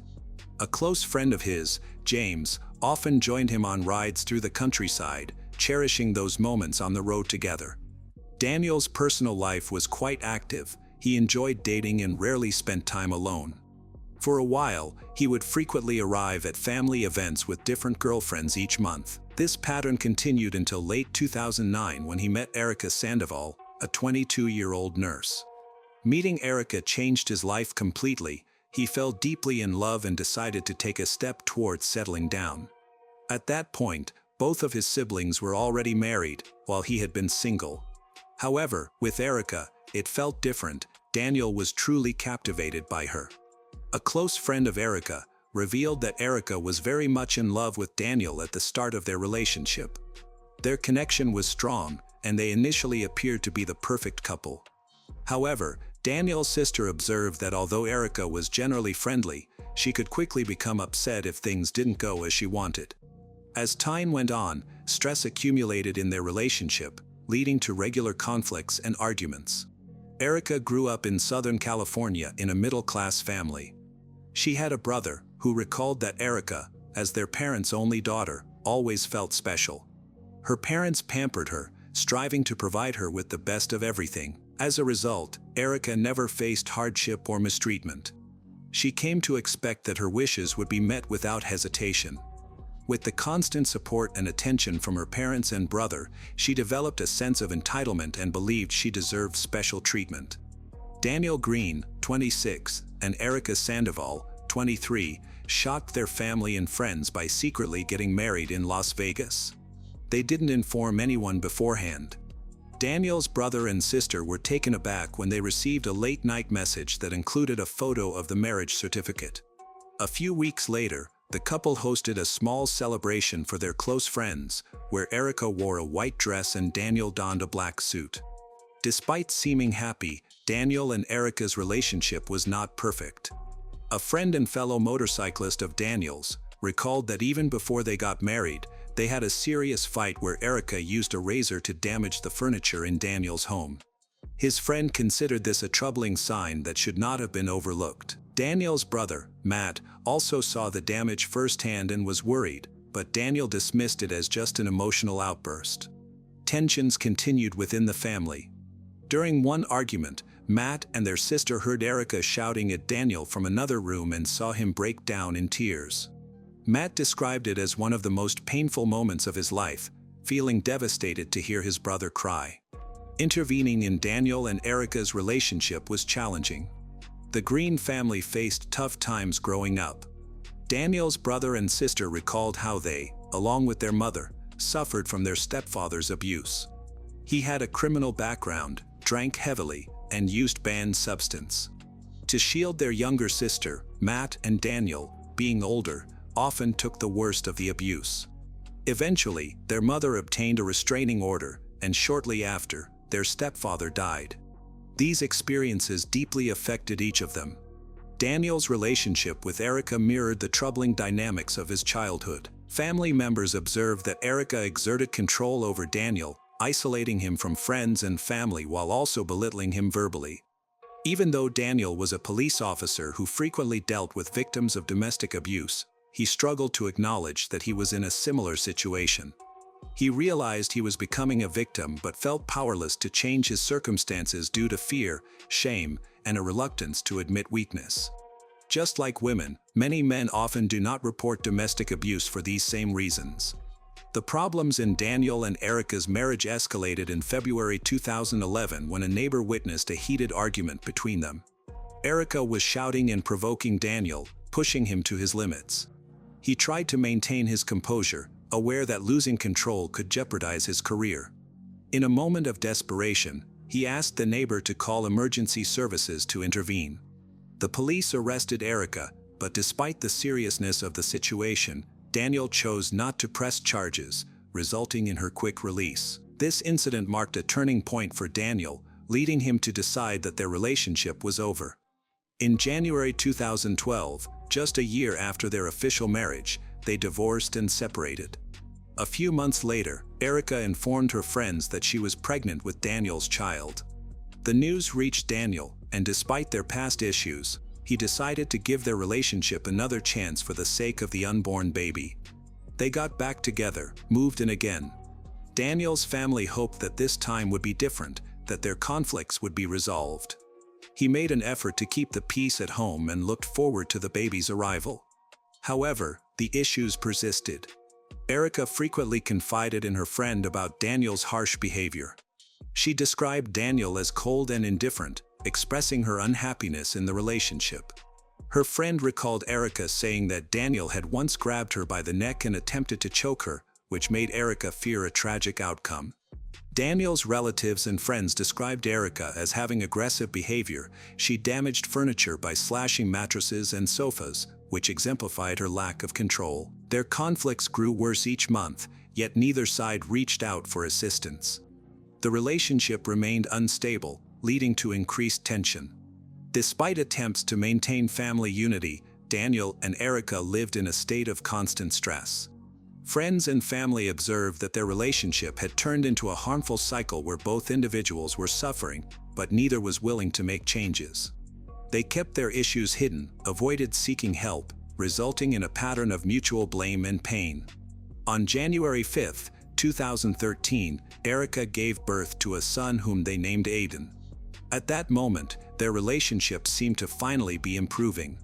Daniel was thrilled to become a father and felt that his life had new meaning. For the sake of his family, he decided to sell his motorcycle, understanding that the safety and well-being of his loved ones were more important. This decision was not easy for him, but he did it for Aiden and for the stability of their family. Daniel posted pictures with his son on social media, capturing moments of joy and his happy life. However, just 6 months later, the tension started building again. The constant conflicts, arguments became more frequent. Daniel suggested that Erica move out, and she agreed, but she took Aiden with her, completely cut off contact with her ex-husband. Unable to see his son, Daniel fell into a deep depression. He decided to fight for custody of Aiden, which led to the start of a serious conflict between them. These events took place alongside another significant incident in Daniel's life. Just before Aiden was born, Daniel was on a motorcycle ride with a friend when his brakes suddenly failed. They stopped to check, and Daniel found that some wires had been cut. He immediately suspected Erica might be involved. When he got home, he confronted her, but she denied any wrongdoing and claimed she would never endanger his life. Erica disapproved of his motorcycle riding, seeing it as dangerous. Their arguments increased after the brake incident, creating more tension in their relationship. Daniel chose not to involve the police and kept the incident to himself to avoid drawing escalating conflicts. He recognized that their situation was becoming unhealthy, but he decided to stay silent in hopes of managing the fallout. After selling the motorcycle and welcoming the birth of his son, Daniel hoped for a calmer period in their family life. However, conflicts and tensions persisted. In the fall of 2014, during another night spent together, Daniel experienced a frightening incident that shook him deeply. In the middle of the night, he suddenly woke up to find Erica standing over him with a gun. She pointed it at him, claimed she had a nightmare in which he had been unfaithful. Erica expressed her desire to end his life to escape the pain of betrayal. Daniel calmed her down by reassuring her that it was just a dream and that he had always been faithful. After she lowered the gun, Daniel realized how dangerous their relationship had become. He shared the incident with his friends and concluded that it was time to end the toxic relationship for good. In January 2015, despite previous conflicts, Daniel and Erica came together to celebrate their son Aiden's second birthday with close family. During the gathering, they appeared to be friendly, leading some to speculate that they might be rekindling their relationship. However, Daniel was aware that a future with Erica was not feasible and wanted to avoid their past disagreements. Following the celebration, Daniel informed his friends about his new girlfriend, a 20-year-old named Brenda Vela, and shared a photo of them on social media, revealing his happiness. Many people were optimistic that he was starting a more peaceful chapter in his life. Erica and Daniel's relationship had been marred by conflict, mutual blame. Their text messages were filled with hostility, including hundreds containing anger and insults. Daniel accused Erica of trying to take his son away from him, while Erica accused him of being selfish and unfit father. Their arguments covered topics from parenting to personal attacks. There was no constructive communication, only increasing tension. On the morning of February 6, 2015, Daniel dropped Aiden off at Erica's house as planned and then went to the gym. After working out, he returned home, where a tragic event occurred. Daniel entered the bathroom, sat down, and was shot 4 times in the arm, chest, neck, and forehead. He died instantly, with no chance to protect himself. The day after Daniel's death, Erica was brought in for questioning. She insisted she hadn't visited his house in weeks and had no connection to what had happened. Investigators, however, told her they had surveillance footage from a neighbor's camera showing her entering the house on the day of the incident. Although the video did not clearly identify her, the investigators used this information to pressure her. The tactic worked. Overwhelmed, Erica confessed and even revealed where she had disposed of the firearm involved in the crime. The prosecutor claimed that jealousy and a fear of being replaced by another woman motivated the crime. When Erica was arrested, police discovered a note in her purse with Brenda's name and birth year, suggesting Erica had been monitoring Daniel's new girlfriend. The evidence against her was strong, but the trial didn't begin until October 1, 2019, 5 years after the incident. Erica made about 170 phone calls to Daniel in an effort to reconnect after she found out that he had introduced their son, Aiden, to Brenda and that they were spending time together. This prompted Erica to lose control. The prosecutor also mentioned that after the crime, Erica deleted several messages from Daniel's phone where she had tried to persuade him to believe she would change and improve. However, Daniel made it clear that he wanted nothing to do with her. He intended to move forward with his life. During the trial, Erica's lawyer argued that Daniel had been an abusive husband who repeatedly attacked her. They presented audio recordings of their intense arguments, where Daniel could be heard insulting and threatening Erica. These recordings were vital to her defense, highlighting the aggression and cruelty in their relationship. In court, Erica detailed the abuse she suffered over the years. She stated that Daniel physically assaulted her, choked her, and made threats against her. Erica explained that she lived in constant fear and refrained from reporting the abuse to the police because she felt it would be pointless. She believed that, as a police officer, Daniel could sway any investigation and that he was too powerful for her to seek justice. Erica also thought that people would not believe her because Daniel was well respected in their community. On February 5, 2015, the day before the incident, Erica said she had a phone conversation with Daniel. During their conversation, they flirted, which gave her hope of rebuilding their relationship. The following day, she decided to visit his house to see if they could reconnect. Upon entering, she noticed 2 firearms on the table, which made her feel uneasy. Curious, Erica explored the house further and discovered a partially open safe in one of the rooms. Inside the safe, she found 2 intimate photos of individuals who she believed looked underage. This discovery shocked her and made her worried that Daniel could be a danger to their son. Erica said that seeing the photos changed how she viewed Daniel. She recalled how he had made her wear school uniforms and started to realize that his interests might be more sinister than she had assumed. After putting the documents away, Erica heard a car pull up. It was Daniel. In a panic, she grabbed 2 loaded guns and hid in one of the rooms, unsure of what to do next. When Daniel entered the house, he moved through the rooms. Erica heard him go to the bathroom, and with the guns in her hands, she followed him, filled with fear. When she entered the bathroom, she found Daniel sitting on the toilet. He saw her and shouted angrily, threatening her. At that moment, she claimed she started shooting. She couldn't remember how many shots she fired but kept shooting until she felt safe. Then she ran out of the house, disposed of the guns, and attempted to escape. Erica revealed that she continued to have an intimate relationship with Daniel despite his mistreatment because she was afraid of how he would react if she refused him. She believed that not meeting his needs would lead to his aggression. This fear was a significant reason for her staying with him. She felt that her safety depended on obeying his demands. During the trial, Erica spoke for the first time about finding photos in Daniel's safe. She explained that she had kept this information to herself during the investigation because she did not trust the authorities and thought they would side with her ex-husband. Daniel's family was shocked by her allegations and completely rejected them. Erica maintained that she was scared her concerns would be overlooked or misunderstood. However, her claims were not backed up by evidence. Officers who searched Daniel's home found no illegal photos or proof to support her accusations. The prosecutor argued that Erica's statements were false, intended to evade accountability. Erica's lawyer attempted to paint Daniel negatively by highlighting that his phone and computer had hundreds of explicit photos and videos featuring adults. Additionally, the lawyer mentioned that Daniel had deleted over 1,000 images from his phone years ago, suggesting that this could imply he had troubling secrets. Erica may have had valid reasons to be afraid of him. She expressed sorrow for her actions and apologized to Daniel's family, stating that she never intended for things to end so tragically, that her actions were motivated by panic and fear for her son.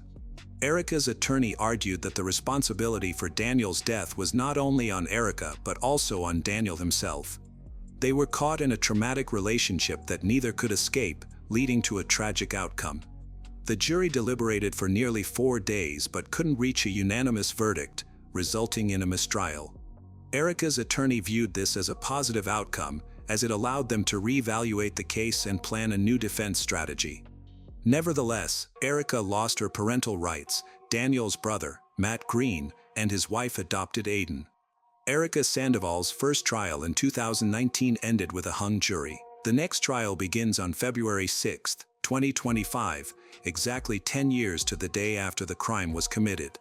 Jury deliberations began on Tuesday, May 6, 2025.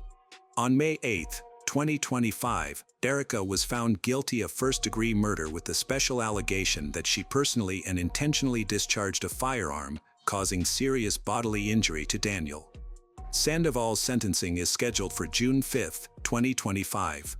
The trial is taking place in Room 20 at the Southern County Judicial Center in Porterville, where Sandoval faces 50 years to life in prison. Specifically as follows: she could be sentenced to 25 years to life for the murder charge and an additional 25 years to life for the weapons charge. Sandoval has served 10 years and may be eligible for an elder parole hearing when she has served 20 consecutive years and reached the age of 50. This tragedy has highlighted the destructive potential of jealousy and personal struggles when individuals don't seek help or end toxic relationships in a timely manner. Many lives have been shattered, causing immense pain and leaving many things unsaid. Nevertheless, there are still people who are fighting for a better future, striving for Aiden's happiness. While the story may have reached its conclusion, its impact will linger, reminding us of the hidden struggles that can exist behind the facades of seemingly perfect homes.